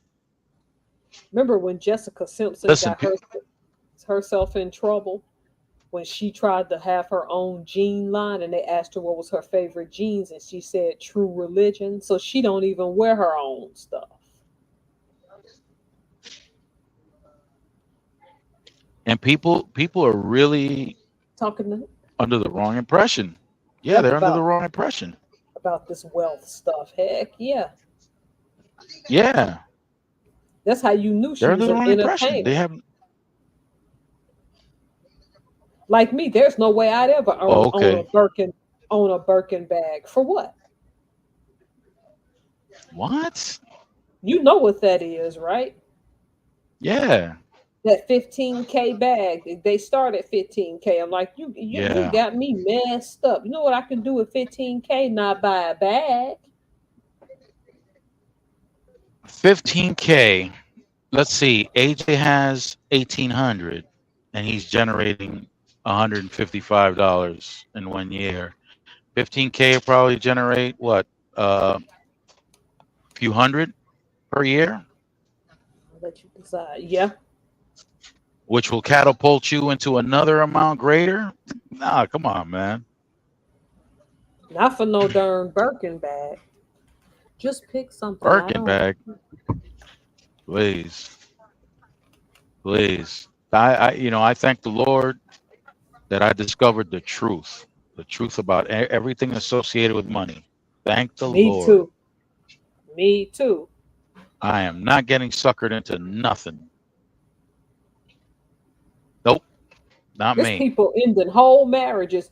It ain't even that somebody have to lie, cheat, or steal. They ended whole marriages over this stuff. Mm-hmm. Oh, you didn't buy me. You didn't get me my luxury closet. I'm like, are you serious? What? I didn't get an. Yeah, I hear of these type of things. Oh yeah, I've heard of them. They're ridiculous. If you can't buy me a Mercedes Benz, ain't no sense in us dating. Good, you've already told them who you are, idiot. So you ain't never getting married. You're gonna wake up with 4 funky cats and you're gonna be miserable. But I would buy them the Mercedes. Would you? Yeah, and when you flip it, underneath it'll say Hot Wheels. It'll be about this big. The only thing Mercedes, the only thing that saddens me about modern marriage, kind of on the topic, is that to save money, some men are divorcing their wives when they find out they got cancer, even when it's not, whether it's terminal or not. That's an increasing thing I found out about. Whatever happened to I've never heard about that. Yeah, what about for better or for worse? Listen, there's been this explosion of is it selfishness, or it's got to be more intense than that? Yeah, this stuff is in the New Testament. It said it's gonna get like this. Lovers of self. Lovers of self. You know who the greatest lovers of self are? I'm always mentioning it. It's those transactional individuals. They really are. That's all they are. You're just a transaction to them. If I date you, like these women making these lists, you can't take me to Cheesecake Factory. I wish you threatened me with a good time. I will tear that cheesecake up. I'm not stuck up. What? What? You won't be able to get me out of there. What are you talking about? No, but that's what they're doing. Oh, and you were doing some homework on that, right? Yep. On transactional personalities. Yeah. Transactional personalities. Because I brought that up in some video on my channel. Mm-hmm. Yeah, you did. I remember. Yeah, and I can't think of the name of the video. It's still up, but I can't think of the name. You treat people like a transaction and you don't understand why don't nobody want to get married no more. Or be around you for too long. That's why I understand, like they say Warren Buffett keeps a very tight circle. He don't just let anybody around him. I'm like, there's a reason for that.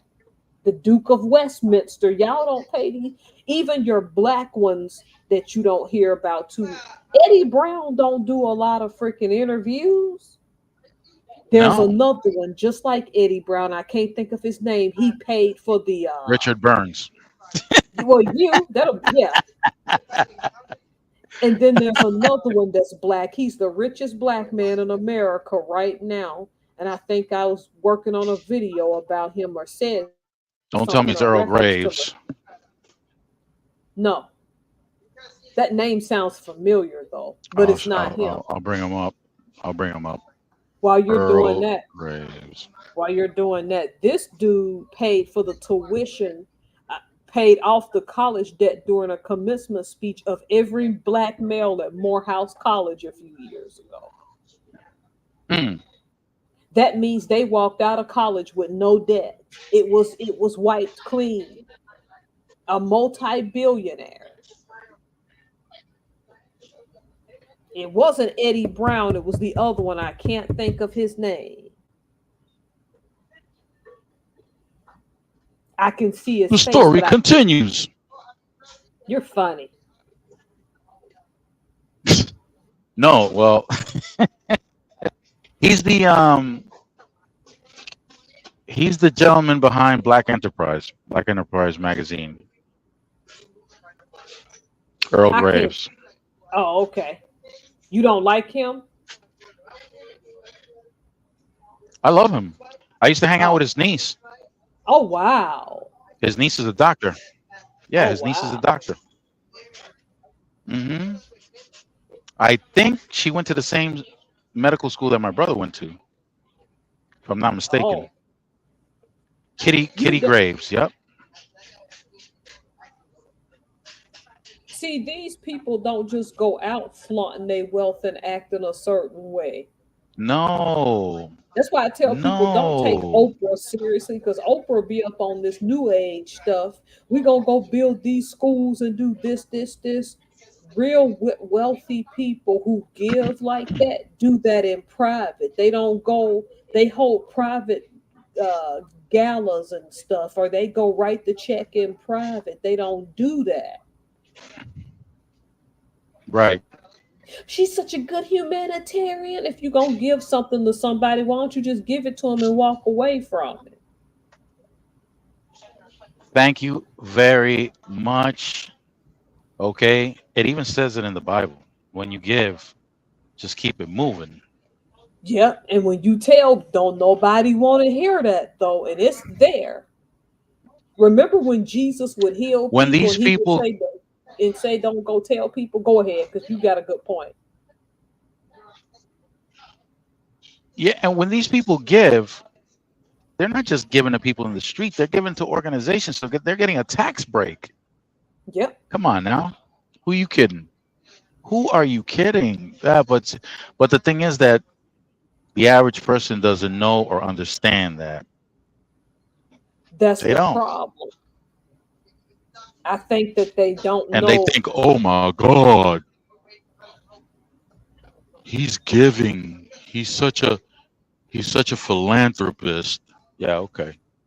Oh, that's That's cool. who that is. That's Earl Graves. Yeah, Earl Graves. Yep. Oh, he died in He was born in 2020. Brooklyn, New York. Yep. 85 years old. Yep. Went to Morgan State University. Just like Yep. John H. Johnson, the founder of Jet Magazine and Ebony Magazine.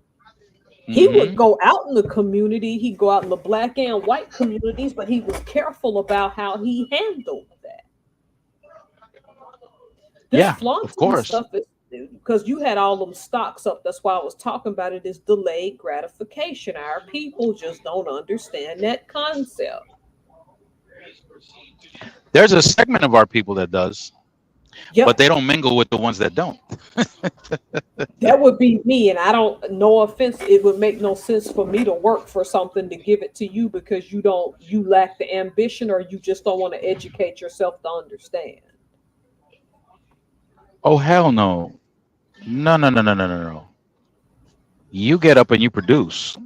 Yep. You get your butt up and start producing. As You're soon as gonna our folks, contribute. we're gonna contribute. As soon as we got kicked out that Garden of Eden, that's what that was. Let's go. Let's go. Just like these women, there's a new videos of women complaining now. It's hard out here. I need a husband. I didn't think it's gonna be. I said that's what happens when you agree with feminism. See, this stuff has consequences. See, nobody tells you about these consequences. The rent is too high, boo boo. The food is too high. Get to work.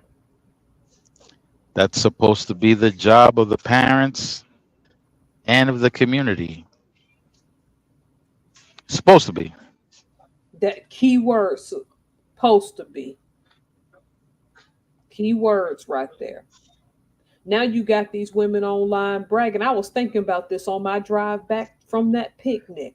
I was like, women are choosing to be by choice wanting to be single moms. I'm like, why? You realize if you get sick, how you gonna take care of your kid?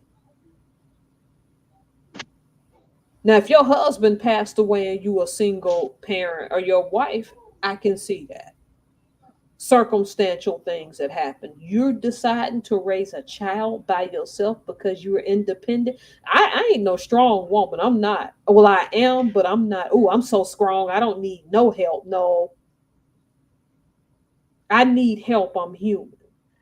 I've been critical. I've been critical of women who keep repeating that I'm an independent woman and you're a part of a family.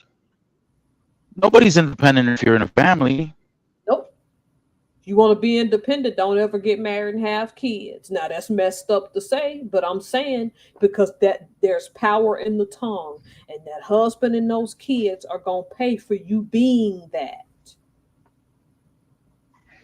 Absolutely. Independent. I've never heard a man say that. Nope. I've never heard a man say, a family man say, "Oh, I'm independent. I'm a strong, independent man." I've never heard a man say that. So where are these women getting the idea of saying that? Because eventually they try to live that out, that independence. Yeah, until you 50 and 60 and you by yourself and you past your prime now. That's when you I really warned, realize. I warned this 27-year-old woman many years ago. I said, "Listen, um, there was a time, maybe when I was young, that uh, the objective to get the best sex was to find an older woman because they were the ones with experience. Well, Yeah. guess what? That's not the case anymore. Nope. You got these 16, 17-year-old girls that know more than these 40-year-old women. Oh, goodness. Unbelievable. It's scary too. Unbelievable. Yep. Uh, this young lady, her boyfriend was locked up. So she approached me because I know her family.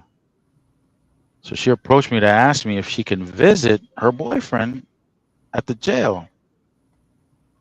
And I told her that she would have to go with one of her parents because she can't go in there as a juvenile by herself. Oh And she Lord. sounded really disappointed. And she said, "Yeah, but if I can visit, can I go inside where all the guys are?" Oh Just like Lord. that. Oh Just like goodness. that. Oh goodness. Oh my goodness. After the conversation ended, she pushed her little brother, who was an infant. He was in a stroller. She was 16 years old at the time, so she's pushing her little brother along. Come to find out, that wasn't her little brother. That was her son. Oh Lord. Oh. I'm like, what? What is this girl doing out here? And sure enough, I got the word. She was around Oh at that wow. young age. Yeah, my oldest son was telling me these girls out here are doing some putting some porn stars to shame. What? Yep. Good Lord. If they're doing that, how do you establish a stable relationship? I don't think you can. Psychologically, I don't think you can. Nope. And unless she gets therapy in her 20s, she gonna be extremely messed up by her 30s. Yeah, she got to get it right. Yep, and get it right quick too. Yeah, she got to get it right. I don't understand wanting to chase somebody who may have put themselves in a cage on purpose when you got all that free guys about your age out walking free, but you want to go mess with somebody in jail. Why? Especially if they put themselves there. People can get falsely accused of things, but They can, if they put themselves there, come on. and they're innocent. At Yeah, least that's what they say. they say, yep, Until you find out that their rap sheet is about the length of a football field. yep. It's not my fault. I've It's been Biden's told. fault. Yep, that's what I've been told. The way these young men and women act now, and it all comes back, or most of it comes back to who was in that home with them growing up. And see, I was going to mention this in a previous live. We brought up LBJ. LBJ brought us some things that we wanted as a community, but he slipped in a little poison for us too, Hmm. and that's qualified immunity. Yep. So now, yeah, you can hang out. Yeah, you can hang out with anybody now, wherever you want. But when you get pulled over by that cop and get falsely accused of something and have something planted on you, like some substances or a weapon, and you go down for that, that's one less father in one home. Yep. Technology kind of helped turn that around because now everybody has gotten to see many cases of misconduct by cops, misconduct by prosecutors, even by judges. But the thing that still protects most of them is that qualified immunity. Yep. You had a prosecutor in Louisiana acknowledge that this one guy was railroaded, but they ain't gonna let him go. They ain't gonna reverse it. Oh, that's causing outrage too.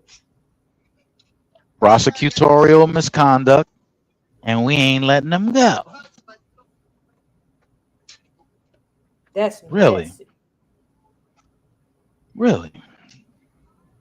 You acknowledge the fact that this man, you had exculpatory evidence that would have proven his innocence. You didn't give it up. You got him locked down. You acknowledge that you did it wrong, and you ain't letting them go. I used to want to be a prosecutor. The more I learn now, the scarier it is. I thought the defense attorneys played dirty. How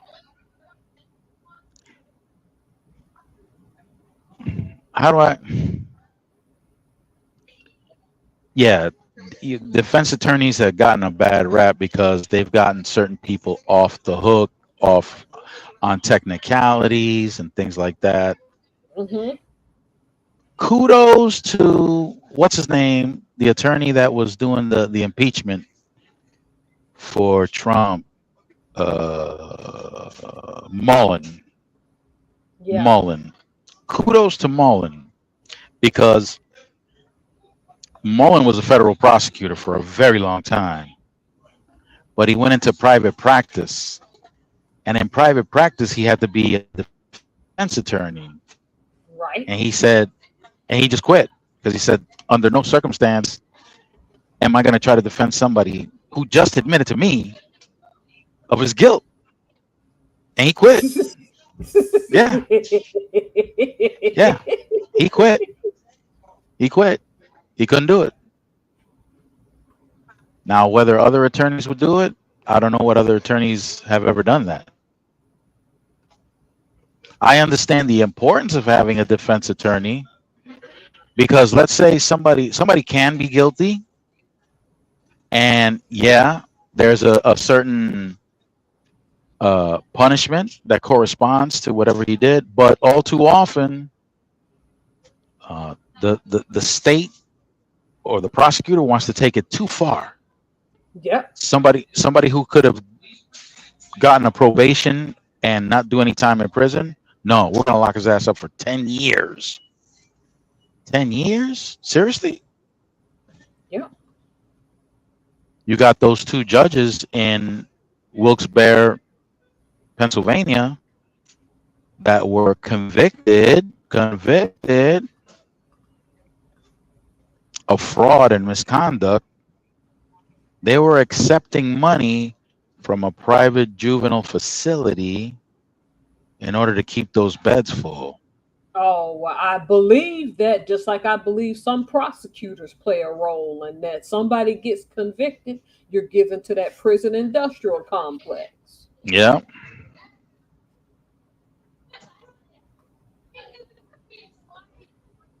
You know, I'm going to look into, BlackRock. BlackRock has a lot of money invested. If I'm not mistaken, it's BlackRock. BlackRock's got a lot of money invested in private prisons. Yep. But they're your friend, though. I don't trust that guy because he was the one that founder of BlackRock. He was the one talking about somehow people need to go back in and recolonize Africa. You lost your rabbit mind? I didn't believe it till somebody's channel, and I forgot who it was now, played the clip of his stupid butt saying it. Do you not see what that young 20-something-year-old guy in some African country that just became president, Traore, I can't think of which country he's at. I think it's the Ivory Coast. They're kicking out racist Europeans left and right. If you did something slightly racist, he wants you out of his African country. And you're going to talk about going and recolonizing those people? And now there's cameras all over the place. Good luck with that. Good luck with that. Them folk got cell phones over there. Don't let the media fool you about the starving kids in Africa. It's a whole lot of them folk who can look poor and be in them huts and be on darn cell phones. And some of them they're on YouTube. Houses. Yeah, on YouTube. I see a lot of African music reaction videos. And they're making money. Yep. Even if they're in a hut, they're making money. And they're getting paid in US dollars. Yep. Yeah, don't get it twisted. Don't think for 1 second that these countries in Africa are not developed. You'd be very mistaken. Yep. Ghana, Nigeria. Yep. Don't even do it. Don't do it to yourself. Don't do it. Yep. People are South Africa. Don't get it twisted. Don't go. And there've been a lot of American blacks that have migrated to Africa, thinking things were going to be sweet. Those people are shrewd. Oh yeah, they found out in Ghana the hard way, getting robbed and stuff, getting their businesses taken from under. I'm like, ooh. That's why you gotta be careful of preaching the United States suck and we're gonna leave this country. Yep, but see, this country has a Second Amendment. Number one, they come stealing your stuff. Stuff is a you different can apply. Stuff. You can apply. That's why stand your ground ain't always bad. I ain't for it most of the time, but I'm just saying. Number two, when you go to their country and you still got a United States passport, you're not subject to United States law anymore. Those people are under no obligation. What They if a tooth forget break? that. People That's what I forget mean. that. You not just like these gay people that was going to freaking Jamaica knowing they gay. That's 10 years hard labor if they can prove you gay in Jamaica. So why not go to another tropical country that's going to accept you? We're going to go to Jamaica and then we're going to make an international fuss. You can't do that. You knew what the game was. No, I'm American. Yep. I can Nobody do what I cares. want. Nobody cares. I'm American, so your laws don't apply to me because I'm American. Really? Really? Like that knucklehead trucker that went to what's that popular Arab destination there? Dubai. She goes to Dubai, rents a vehicle. The vehicle got bumped or something. Goes back to the rental place. She decides to start screaming at the dude behind the counter. Girl, you're in Dubai. Yep. She got locked up just for screaming at the dude. Oh yeah, they don't play. Just like there was a group of white American women, and I don't mean to make it racial, that went to Dubai and then had the nerve in one of their luxury hotels to get butt naked on the terrace and all take a group photo. This happened a few years ago. Next thing they know, them Sharia police came because they done broke Sharia law being butt naked, clustered together, trying to show off. Didn't want to cry. I'm like, that's what you get. Eat that humble pie. You're in Dubai. There's a reason their women are covered up. You can't go butt naked on a hotel terrace and all Butt y'all naked. butt naked. And so many people saw them, they can't lie. The footage was there. It was on their phones, everything. Y'all's getting locked up. Yep. Yeah. People talking about all black folks need to get out of the United States. United States is bad, la la la. I'm not saying if you think there's such thing as a perfect country, your mind ain't right. A utopia. A utopia does not exist. Quit. Whatever that book told y'all is fiction. Utopia is fiction, okay? It doesn't exist on this planet. It hasn't since the Garden of Eden. I'm going to leave the United States and I'm going to go stay somewhere else. Yeah, until all these disasters and stuff keep happening, until they realize you're American and they assume things about you and kidnap you. My dad was almost kidnapped. Really? In his own country of birth. I heard that them folks act the fool. Didn't some person who's from the DR that was playing professional baseball here get killed in the DR because they knew he was rich? He was almost killed. Oh, if you're talking about, no, they claim that it was for somebody else. He just happened to be at the wrong place at the wrong time. Ortiz. Yep. So he didn't pass away? No. Okay. He caught a hot one, but he didn't pass.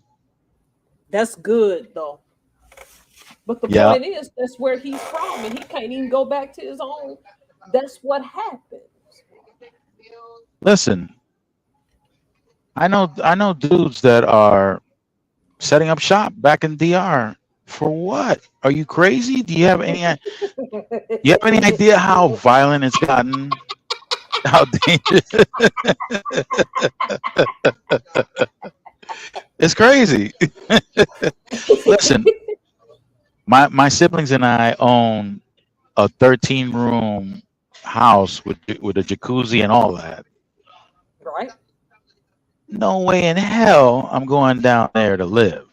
I don't care what that house got. Ain't happening. That ain't happening.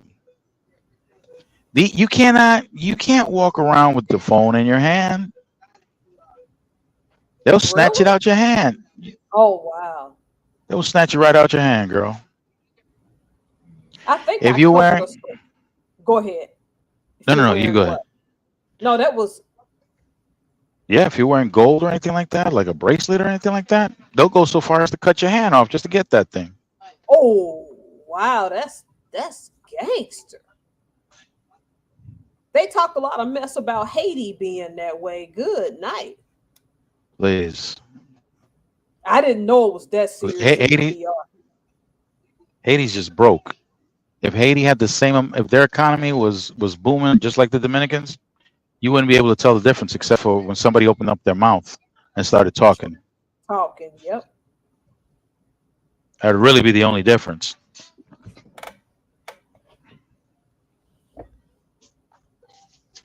Boom! This kid just busted his behind. Holy smokes! Oh, Yeah, I don't know how he did that. He was I standing up. just He was vertical, and all of a sudden he's on his ass. I don't know what happened. you just don't get the same protections everywhere else you're gonna get. No, you don't. I'm not saying the United States is perfect. We know it's not. But when you got that United States passport, people gonna assume You're a things. target. You're You're a a target. target. Yep. And a lot, and there are, and even though Americans can go into these countries, they're not welcome in many of Nope. these countries. Nope. We're Did you not see what liked. happened in Spain this year? And it No. wasn't just Americans, anybody that visited certain places like Mallorca, Oh them yeah. locals coming out with them water guns. I was laughing. I know it's not funny. They wanted them to go back home, so they walk up to them in outdoor restaurants and just pew pew pew pew. Was They it told. urine? It makes me wonder what I wonder. They say it was water, but the thing Could have been is, urine. they had given a warning in the late spring before the vacation was come. We really We don't don't want want you. y'all. We don't want you here. And people Get showed out. up anyway, and they acted a fool. Pew pew pew. See, I see thought it over was. here. Oh, it is hilarious, hilarious. They warned you. Now, if these dudes were really hood, there'd be urine up in that gun. Sure would. Better be glad it was Urine. water and not rocks. Or some kind of liquid that stanks. That's what I'm saying. Because Spain is so hot that time of year. At least if it's water, it'll dry fairly quick coming from a water gun. At least it Yeah. wasn't no rock. But if it's something stank, it's Stank. following you. Yeah. You you're gonna be stank all the way back to your hotel room. I just get a kick out of these people. I'm getting my passport and I'm going to go live in this country. It's one thing if you traveling, you need to enrich yourself. I say this because I was friends with a hardcore feminist years ago. Big mistake. But anyway, her brother, his wife, and their two kids got kidnapped in Costa Rica. Now they live. I'm not lying. They had a house there and was full on vacation and I think considering living there at the time. Some locals just came in one day and just swooped their butts up out of there. And But I I was had looking for a house in Costa Rica back in me too. 2007, 2008. That's about the time it happened too. Because I had just met her right before that was a little bit, I got out of the Navy 2007. I met her that December. I think it had happened around before I met her. I'm like, I'm thinking about moving to Costa Rica. She's like, I said, what's wrong, such and such? She's like, I'm ambivalent about that country after my brother and his wife and kids got kidnapped. I said, come again? Because I didn't know they got down like that. And she explained that's more common in Costa Rica than you think. And I'm like, oh, but Americans all the time. Thanks for letting me know. Yep. I'm like, thanks for letting me know. I was gonna buy a house. Me too. I was gonna go all off in that jungle with them fruit and just eat fruit and eat fish. And I thought about this. I had it all planned, and then she said that. I'm like, oh.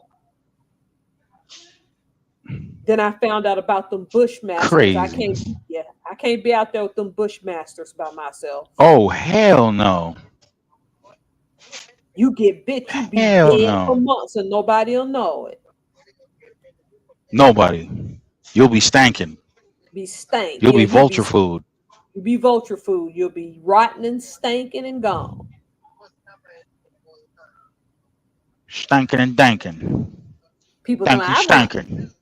just get out of the United States. Everything's collapsing. Guess what? Everything else is collapsing too. Where you think you go? Have you not been watching what's going on in Great Britain? What's going on in France? They have to keep them people at bay.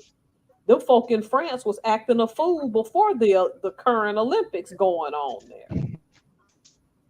Yeah, they were. Remember, That's right. do you remember Tokyo? How it was already starting to fall apart. Oh, it Yep. was Colonel Brito. My nephew, I wanted you to look him up. Oh, Yeah, you have an accomplished family, though. I do. That's why I don't need the news. I get information for these people, from my nephews, friends. I got one friend. He's an economist. Wow. This dude is smart. Colonel Brito's education includes a Master of Science in Administration and Human Resources from Central Michigan University, a Master of Hmm. Business Administration and Contract Management from Naval Postgraduate School. Yep, even our commanders in the Navy have to go there. I think my commander, Commander Woodward, had to go to Naval Postgraduate School, and a Master of Science in National Security Strategy from National War College. He's also a graduate of the Marine Corps Command and Staff College. So he does the same thing I did in my military career, only he did it for the Marine Corps. Marine Corps. Yep. Hmm. And he went in, enlisted. He didn't go in. He didn't go in with a college degree. Oh wow, he worked up Yeah, the ranks. Yet what he we worked up. call in the Navy the Seaman to Admiral program. Yeah, I forget. There's a special name they call these guys, Mavericks or something like that. I don't know what they call them, but they got This it. is He's got a specific name. this dude. Are you sure? I mean, he looks a lot lighter than you. He could almost pass for white. Yeah, that's probably what he's doing in there right now. Yeah, his mom is the sister that got her tooth knocked out from my father. Oh, for real? Yeah, boot camp was nothing for him because of my sister. Oh wow, he My grew up sister with. put him through it. Is she still alive? Oh yeah, she's very much alive. How do they get along? Oh yeah, 100%. Okay, he gets along with his mom still. That's good. Yeah, Wonder if he ever got married. he is. He's married and he's got 3 kids. Oh, Hmm.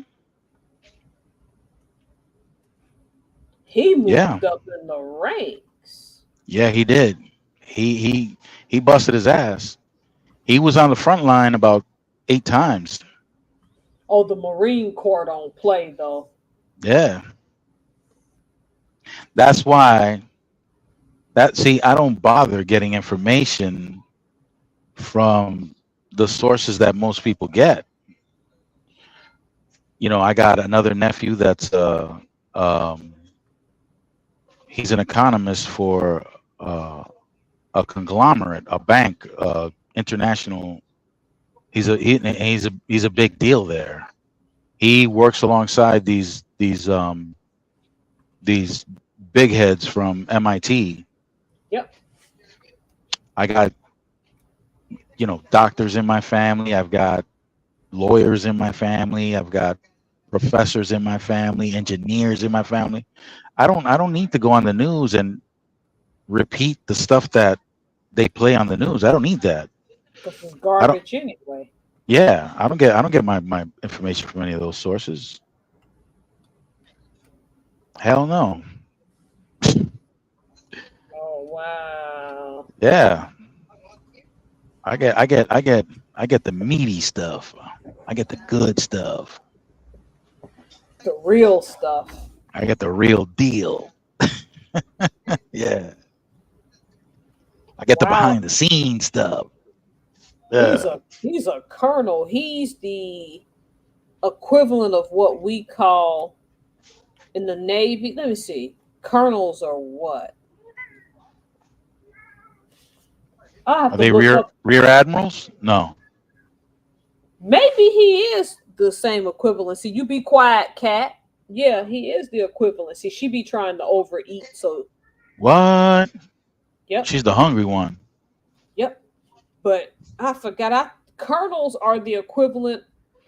What's their insignia?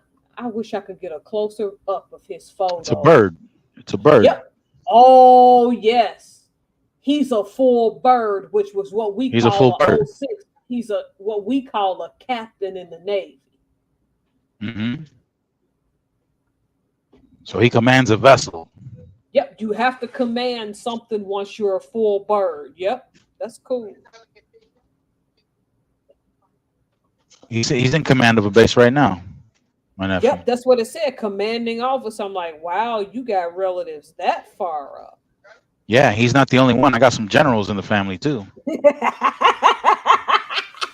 See, you come from a very accomplished family. I have to admit that I do. Yeah. My I father. My know. father was a my father was a chemistry professor, Oh yeah, you told me that. I think. Yep. chemical engineer. He worked for Trujillo's brother. My dad has some super clout. He wasn't lying when he said he don't raise parasites. No, he wasn't playing. He was serious about that. Back home, yeah, that's not allowed. Oh He told me wow. he would unalive me, and he was serious. Said he Wow. was he was dead serious. You know, you know, you know your relatives, your friends, or whoever. You understand. You know their demeanor. You can tell when somebody's demeanor is dead serious. And my Yep. dad was dead serious that morning, and he said, "No, if I discover you're a parasite, I will unalive you." And he just stared me down, like, "Oh shit, okay, I'm gonna have to leave it at that." Then. Wow, you Yeah. come from a very the only relative I can remember before me joined the army is my Hmm. mom's older brother, John Samuel, and he's always been screwing up his life. He got kicked out after a year and a half. Oh So wow. yep, a year and a half out of boot camp. And you know what that means. If you don't do 3 plus, you don't get benefits really. So No bennies for you. no bennies for him. So people would say, well, you joined the Navy and you redeemed the family name. I'm like, okay. There we go. Because It's a time to lot become of, a sailor. yep, most of my family, I can't go around in contrast to you because they have no ambition. And I'm like, Hmm. I'm not going to bust my butt and then I come found up in No. the woods unalive because y'all done took my stuff. And it ain't about the stuff, it's about my life. Right. It's incredible, but as close as they are, as close as they are as far as relatives go, they're still capable. That's why when you talk about your son that jumped on with your current wife, the eldest son, I'm like, that boy gonna be smart. Oh my gosh. Yeah. If My he can wife ain't no already joke either. My wife is crazy. I think she's got Asperger's. now why you say that? Listen, this woman. All right. So she came to this country Oh, she to go ain't to. American. Well, she's Puerto Rican, Oh, okay. right? So But she she kind of came. is. But her life has been in Spanish all her life. Oh wow. But she came here to a private university in Boston, got her bachelor's in education and liberal arts in 4 years in English when she didn't know any English. I knew another person from Puerto Rico like that. That's a professor now at the University of Washington. And I met her, and when you talk to her, I'm like, okay, I know you have an accent, but if you didn't know better, you think she spoke English her whole life. Nope. She came here from Puerto Rico and could not speak a word of English, and now got a doctorate. Look at that.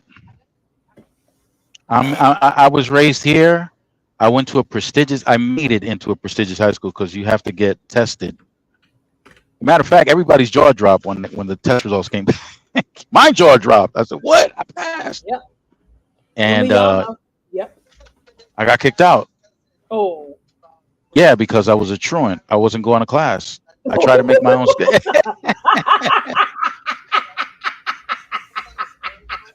How you not gonna go to class?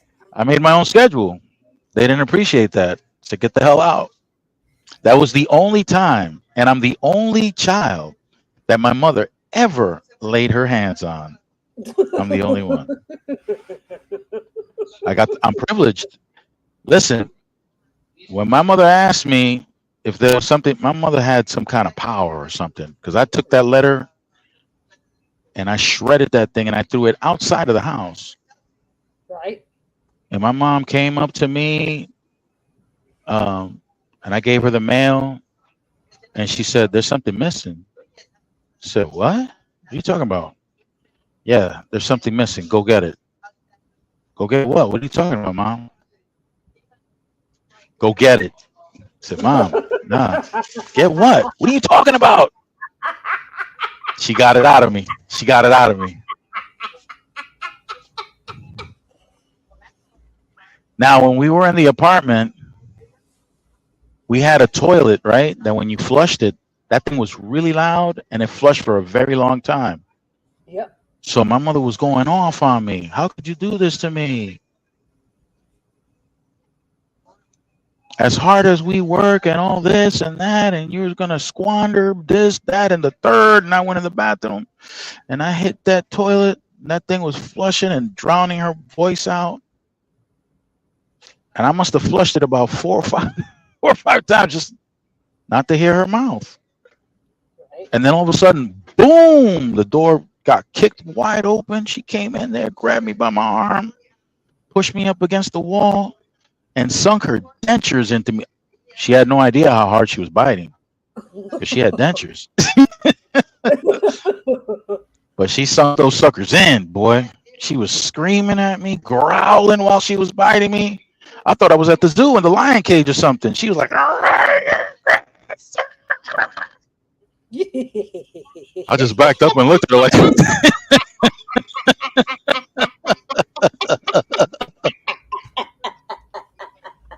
I just backed up and looked at her and like, "Oh my God." This is the first time ever. My mother never laid hands on any of us. I'm the only one. For that. For that. I thought my father was going to kill me. I was packing my stuff up. Nope. That was a huge "I told you so" to my mom. Because I didn't know that, but they were battling with each other over my conduct because I was adopting the American way. Oh. Yeah, my parents didn't like that.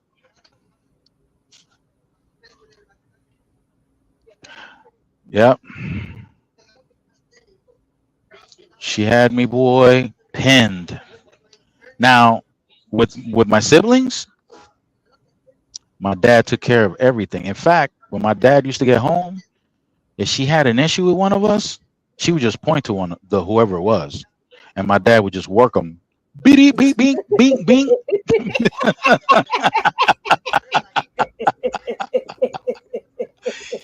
And then he would come back and ask why. why'd you have me whoop his ass? Yeah, he would. Yeah, I'm gonna write that name down. Yeah, beat down first, explain later. That was how they operated, those two. Yeah, my mom.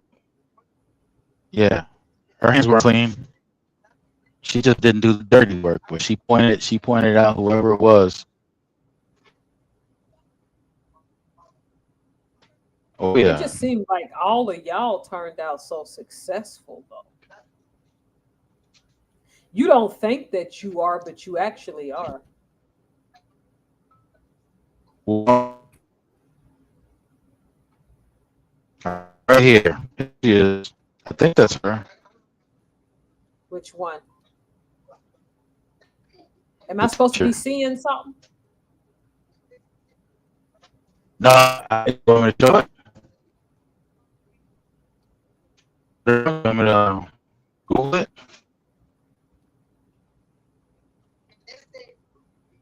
You were half Puerto Rican. I didn't know that.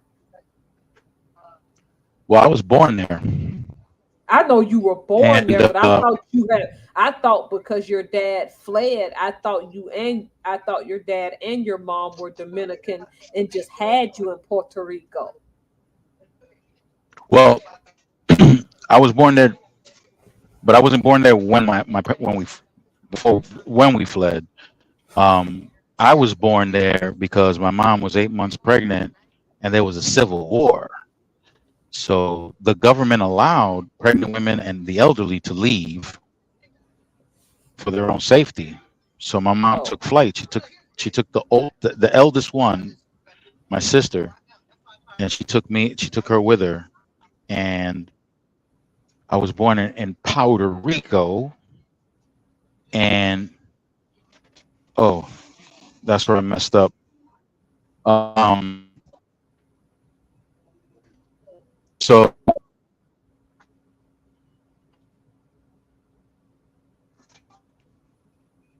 I drink the what's that part of the milk that's supposed to, I forget the colostrum. Okay, I got me some colostrum, right. right? And now I got her Department of History, Yep. University of Washington. There it is. I got it.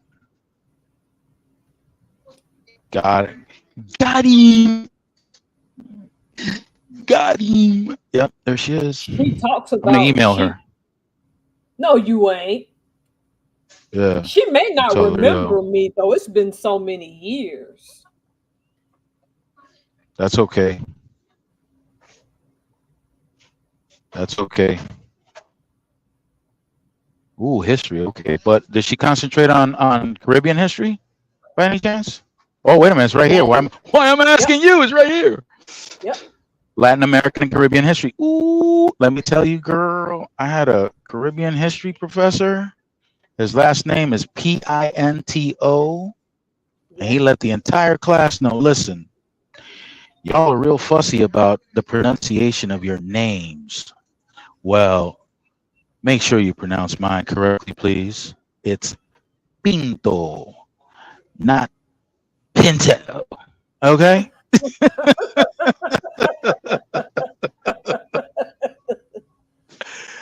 Okay. Oh, I'm robotic again? No, you're there. You just Oh, okay. snapped out of it.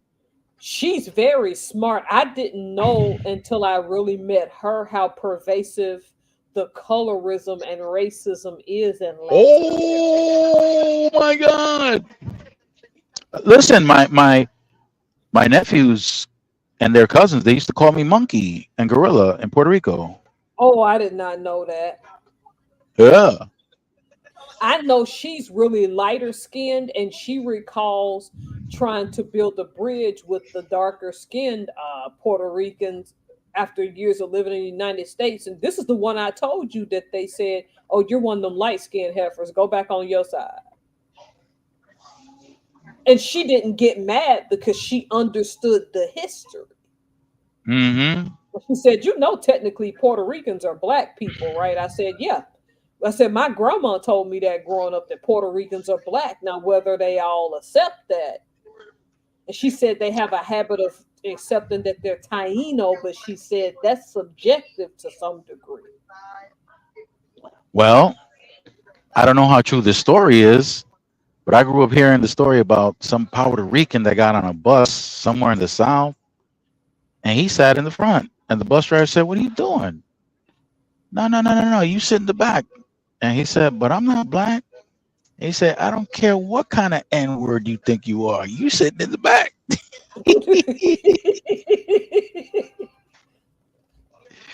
Yeah, They don't care. girl. Back in them No, days, if you was black, you if you looked black, you was just black to them in the South. Roberto Clemente, the Puerto Rican baseball player, Yep. he has some serious issues here because okay, you got that division back in Puerto Rico, but it ain't to the scale that it is here. Oh yeah, it's on fleek here. So when he got here, he got a taste of that, and he was suffering mentally because of that. I was talking to that white lady at the picnic that I met, the Scottish lady who I just she was married to an American serviceman for the longest time, and she just decided to stay in the United States for a Hmm. while. And she was telling me how her black American friends had to explain to her that when Africans, some of them come over here, they're real snooty towards black Americans because she didn't realize it till she started to see it. And she would ask her black American friends, why do they feel that way? So even a white Scottish woman living here who's been living here since the 80s can see that Africans don't like us. Well, it's not just Africans; Oh, I it's know. blacks. It's blacks from other parts of the world too. Oh, I know. Yeah, yeah. Them black, some of them black people from London, they get out of pocket saying with some of the stuff they say. They be ready to throw dukes. Jamaica. Ooh. Jamaicans we can be a little more tolerant with, but Jamaicans we know not to piss them off. Yeah, they're Like not. Tyson, like people make fun of Tyson Beckford, but I've been told where he's from in New York, it's not in your best interest to make fun of him because he know people that can make you disappear Quickly, quickly. quickly. Yeah. But they're Jamaicans, they're very they're the Jamaicans are very proud of their African ancestry. Very proud. they sure are. That's what I love about them. They don't even their darker skinned ones don't struggle with that. Not at all. You got these Negroes over here trying to do darn skin bleach. Even in Africa, they're doing that crap. Oh yeah, South Africa's bad. They got a whole black Ghana party. too. Ghana and Um, Nigeria. oh, Nigeria's terrible. Ooh, They bleaching that skin full force. ooh. Look at Sammy Sosa. We can't even find him anymore.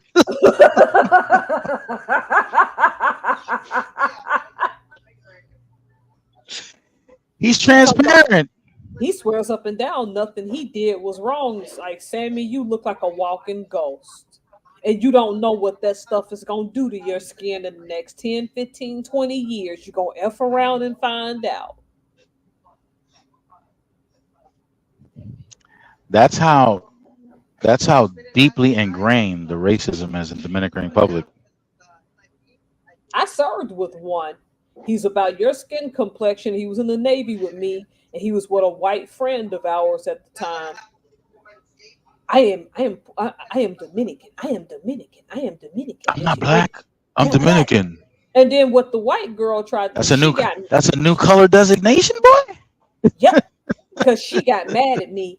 Well, you know better, Tara, because this is America, and no matter where he goes, if he get in certain trouble, he gonna be treated like he's black. I said that. I'm like, you might. I'm Because not he denying is. because he. I'm like, I'm not here to cater to his delusion. If he wants to delusionally believe, not too long after that, he got a DUI in San Diego and thought being black was gonna get him in trouble. He found out. He didn't get in no whole lot of trouble like he thought, but his skin color scared him quick. They don't care in the United States. You got them black features, you are black here. It's just how it works here. The one drop rule they don't play in the United States. I tell people. My father found out. I bet because that made him sad. yeah, I wonder. I Oh yeah, never that bothered to generation, ask. yeah, they don't talk about it. Yep, that generation I didn't never talk. bothered to ask what he went through mentally, but he was in denial still from arguments that I've had with him. He was in denial because he was raised by a Roman Catholic priest, and his grandfather, who was the first generation Dominican that was sent over. His family was sent over to Dominican Republic by the Spanish government to recreate a white uh, families Families, yep, just like because they Brazil were did. all Yep. yeah because they were all Mexican. You know, everybody wanted to try the other flavor, Yep. so they and yeah, my father, that's what he was raised with. I showed you the picture of that sailor. That's Yep. my father's cousin. Yep. He's officially Caucasian, officially, because his parents didn't mix, and they're both from Spain. Oh, Granted, yeah, no, they. My grandmother, like I had mentioned before I kid around, I said she looked like a glass of water, like a glass of milk with green eyes or blue eyes, whatever the hell. She was pale. That one was pale, pale white. just like that darn actor, for example, Wentworth Miller. I thought he was a white guy. They put pictures up against him with his black uncles. I was like, oh my God. Yeah, Yeah, yeah. he's the guy from a show called Prison Break. I never watched Prison Break, but they put pictures of him up against his black uncles, and I'm like, he never denies being black, but he played some primarily white roles. It's just that he never denied being black. When I looked him up, I'm like, oh wow.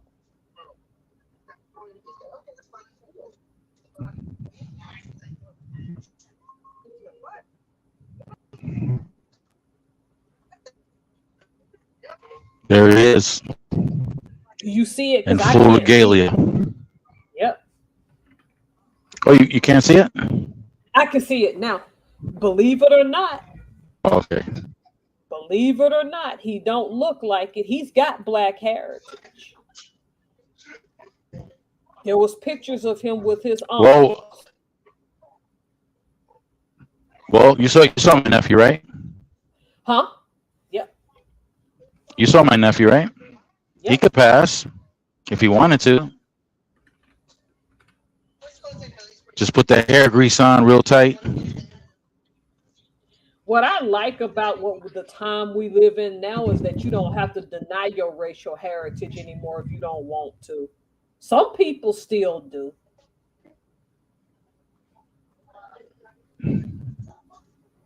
Look at this guy. Can you see him?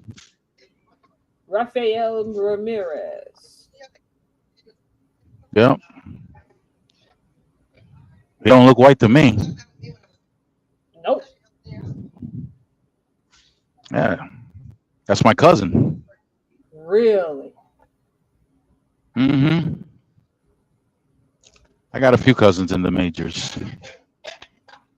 Wow. But yet a lot of Yep. baseball players come out of the DR though for some A reason. lot of them. Y'all love that sport. Love it. My brother was about to go up into the majors for the Yankees, but he suffered an accident on the pitcher's mound. He got hit in the Ooh. face with a line drive, and he was in a Oh wow. coma and suffered a detached retina. Wow. How you like me now?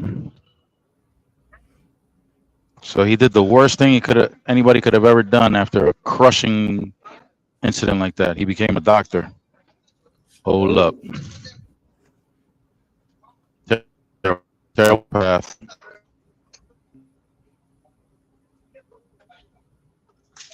Terrible path. Oh wow. Look at this guy. me see if he pops up. Look at this guy. It's another cousin. You're related to I don't him? know if you can see him. Yep. Manny? You're related to Manny?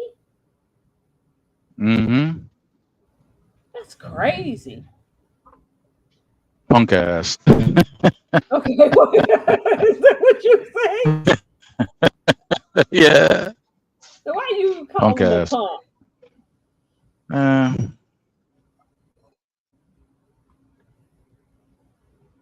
Let me see if I can find. My nephew was about to go up into the majors also, but my brother put a stop to that. Oh wow. Put a stop to that.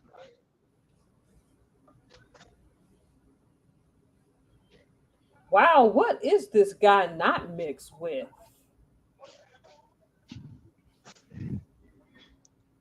Mixed with everything. Whitworth Miller. I mean, I didn't know he was Syrian and Lebanese too. He black Yeah, he's all kinds Jamaican. of crazy. Yep, he black Jamaican. Now, black American, Jamaican, German, and English on his daddy's side. He's Swedish, French, Dutch, Syrian, and Lebanese on his mama's side. Good, and this dude just He's all add a kinds little. of ease. That's what I'm saying. He a lot of stuff.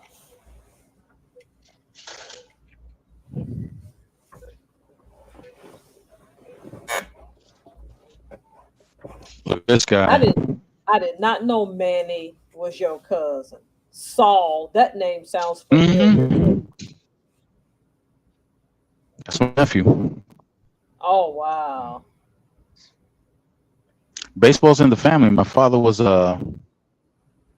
he was the president of a league here in New York.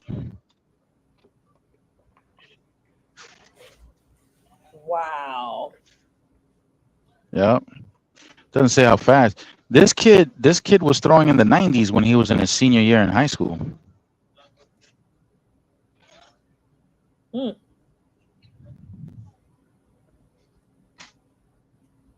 Let me see if it's under stats.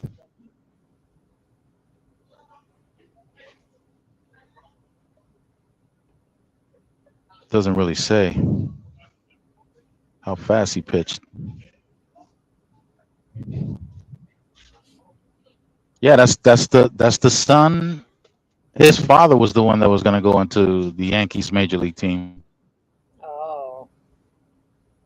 And that one right there, he's an economist. Ooh. He's a big shot. He's the You're one raising that's little rubbing. shots. He's the one that's rubbing elbows with those big heads from MIT. Oh, how cool. You're Yeah. raising little big shots though. Big shots. I think your older son, based on his computer knowledge, might be an IT professional. You just never know. He is in IT. How did you know he was in IT? Oh, you talking about your oldest, huh? Yeah. Okay, that. Which one were you talking about? I'm talking about the one with your current wife. The oldest of them? Yeah, the oldest of the one with your current wife. Not Yeah. the one that's already grown. Oh, okay. Let's see what happens. Well, We live in a good area. We live. Okay, so the public school system where we live has higher standards than public school systems in the entire state, and because we live in a college town, a very well-known college, and the professors have their kids going to these public schools, and you already know they're on top of everything. So they're on top of whatever the school is doing, the standards, everything. They don't play. So My Wow. robotic? A little bit, just a touch. But yeah, your baby, the little girl, it's gonna take a while for her to figure herself out. 'Cause she a baby. Yeah, she's trying to run the show though. She thinks she's.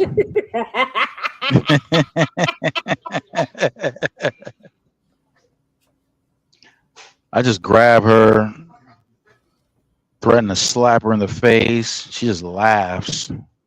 Just think you'll She just probably be laughs at me. retired by the time she's a teenager, though. I said probably. Maybe I'll think about it. I don't think I My could stop dad, working. yeah, my dad doesn't want to stop working. He's told me that like he'll have to keep some on the side, something, because he could apply for a retirement, I think October or December of this year, if I'm not. No, he's 66. I forgot when he can collect his I forgot what you call it. But he can Pension? collect, yeah. I think he can collect his pension and something else soon. But he let me know I don't want to sit around because I'm by myself. I'm gonna keep working. I'm like, okay. Yeah, it doesn't end well when people just stop Yep. when they're advanced in their age. It never ends well. So Nope. I'm gonna keep working. I I'll want to keep. probably be I'll probably be working well up until I hit like 70 at least. I want to do what my great uncles did. They were working into their 90s. Wow. Wait You a minute, know my. there's a black cop that was in, I think it's New Jersey, just died at 95 years old. He didn't retire What? till he was 93. What? Yep, a year ago he died at age 95. He was a And black that's when man. he kicked the bucket. Yep.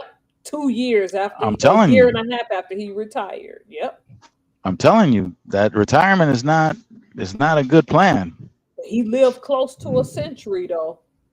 Yeah, but it was that retirement that said, you know what?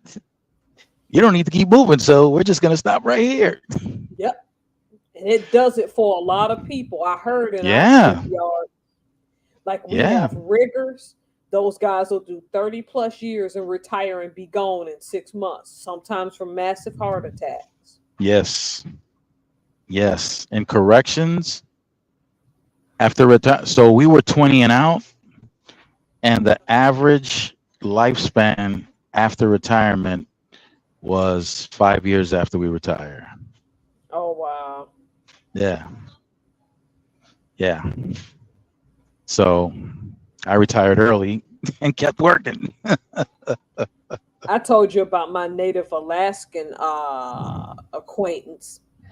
I ain't heard from him in a couple of years. I guess he's still out here because he didn't want to move back to Alaska. I mean, imagine if you work on an oil rig and you're being chased by a Oh polar bear. man, That's probably not going to be something I you don't want to think go back to. that's no. It's He not. was I don't. he Hmm. was friends with a guy that retired. On a Friday, they threw him a big party.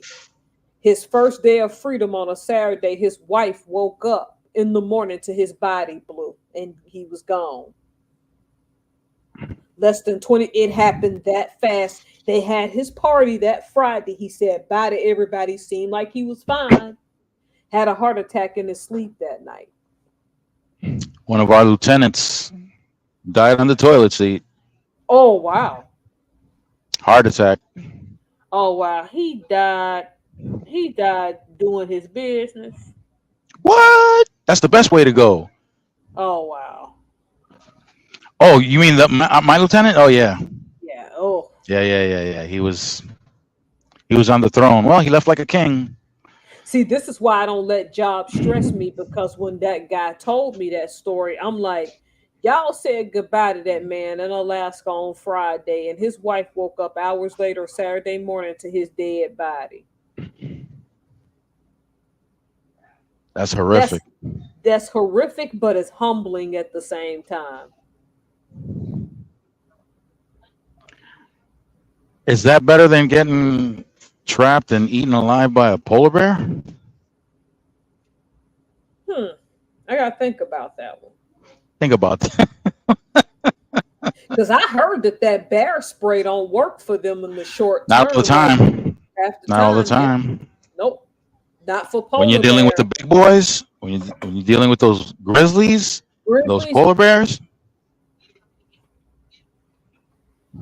nope.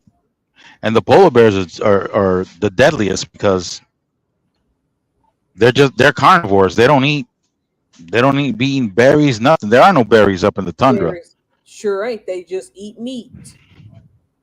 They're just eating meat. I hear And you're a stories of two-legged piece of meat. meat to them. Yep. People, they don't target humans. Okay, when they get hungry enough and you're in that Arctic, you're a target. Don't believe the hype. They're not the same as grizzlies. They aren't. A grizzly, a Kodiak. Kodiak's more so than grizzlies. They'll go on about their business, start fishing for salmon, whatever, or That's killing true. elk or something. Yep. But a polar bear? Mm, mm. They got a famous Alaska commercial where they show a man trying to take care of one. That man shot off several bullets and it barely did anything to that bear. That's how powerful and strong it was. It was trying to get in his cabin, and you see him making the shots, and that bear wasn't going down. And I'm like, Travis, Don't do it. Don't do it. Don't mess with them. Don't. And then you got a lot of dumb people living off in that Klondike and stuff all by themselves. Like, dumb. Because bears can climb trees too. So if you think you're gonna run easily, yeah.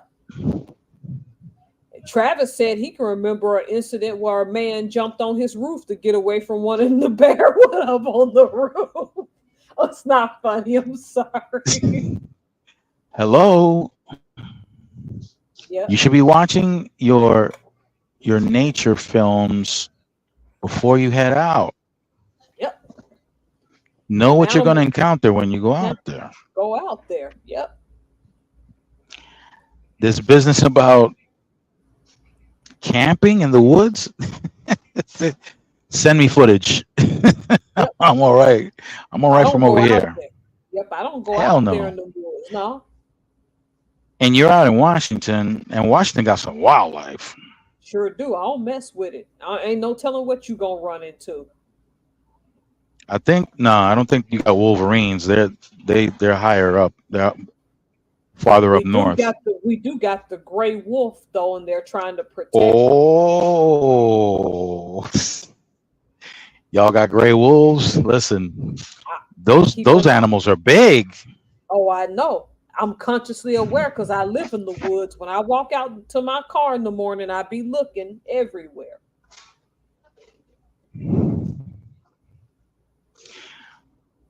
So I think that an effective is some kind of spray that's flammable. I know what you're talking lighter. about, but I can't think of the name. Yeah. Right in their face when they get close. While they're growling at you. They don't like that. Yeah, because those sprays can actually subdue a wolf. You just ain't gonna subdue no bear half the time. No, with the bear, you're gonna need some electricity. Yep. If you got a cow prod, you better, because they're curious. Yeah, they'll come back. Yep, they'll circle right back around till they get you. And I tell people that they don't believe me. A bear will circle back around. Yeah. Cougars will too. You gotta be careful about them cougars. Yeah. Don't give them your back. You can't give a cougar your back. Sure can't. Yep. They're ambush creatures. You give them your back, and it's a wrap. That's why I tell people, if you want to know how a cougar acts, just watch your cat. It's the same thing, only a cat can't hurt you like a cougar. But that's what they're doing. Yeah, and they're ready to get you. Yeah. Washington ain't no joke, I tell people coming out here. Yep. We got cougars out here. When I've taken I-94 and I-90 west, going across Montana, Idaho, Washington, Yep. I've seen big animals, big. Best we get out here, moose, but you got to go up there. You got to go to New Hampshire, Vermont. You got you some moose, no wolves. Out west, you got all that. You got elk. Elk are big. I've seen. Oh, them elk can get mean. You gotta be careful. Them elk can be mean. They look cute on them animal show, but them elk can be mean. Then they make a delicious burger, but they can be mean. Yeah. In the fall when they're in rut, don't play around. Don't go try. Don't y'all got some crazy stuff in upstate New York too? Yeah, they're called humans.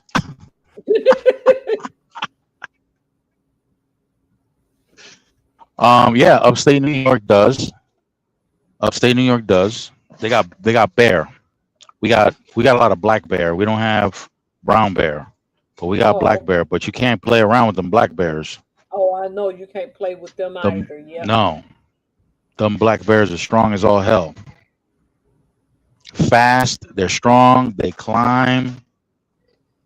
They will take you out. They'll make a meal out of you. Yep. For sure. We don't have elk. We do have deer. We got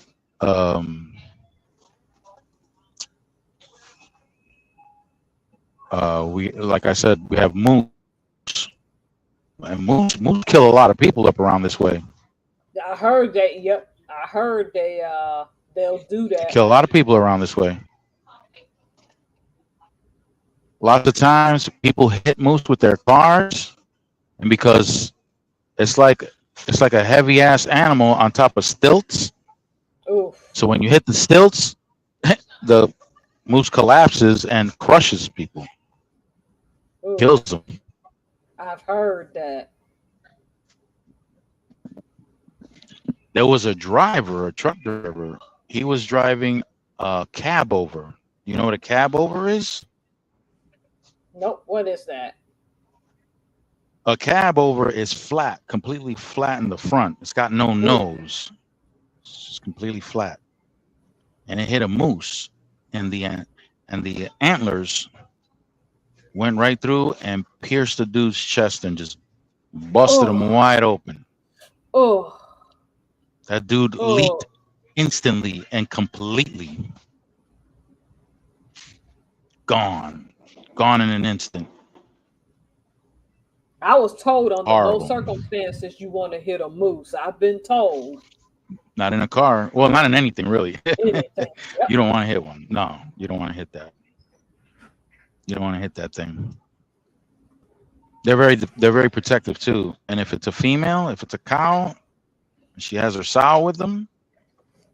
Listen, don't get cute. Don't think you're some kind of wildlife photographer or anything like that, because you're not going to make it. Yep. Jellystone. Well, Professor, I think I'm gonna end it here. Me too. Our pizza just arrived. We're about to have dinner. Ooh, wow, jealous.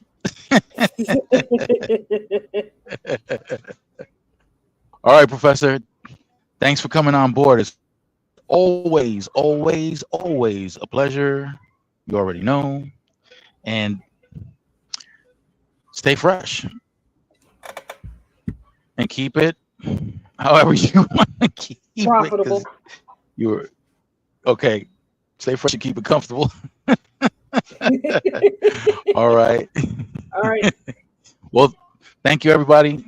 Thank you, whoever was watching or whatever the case is, or is going to watch and made it all the way to the end of this 3 hour and 21 minute production.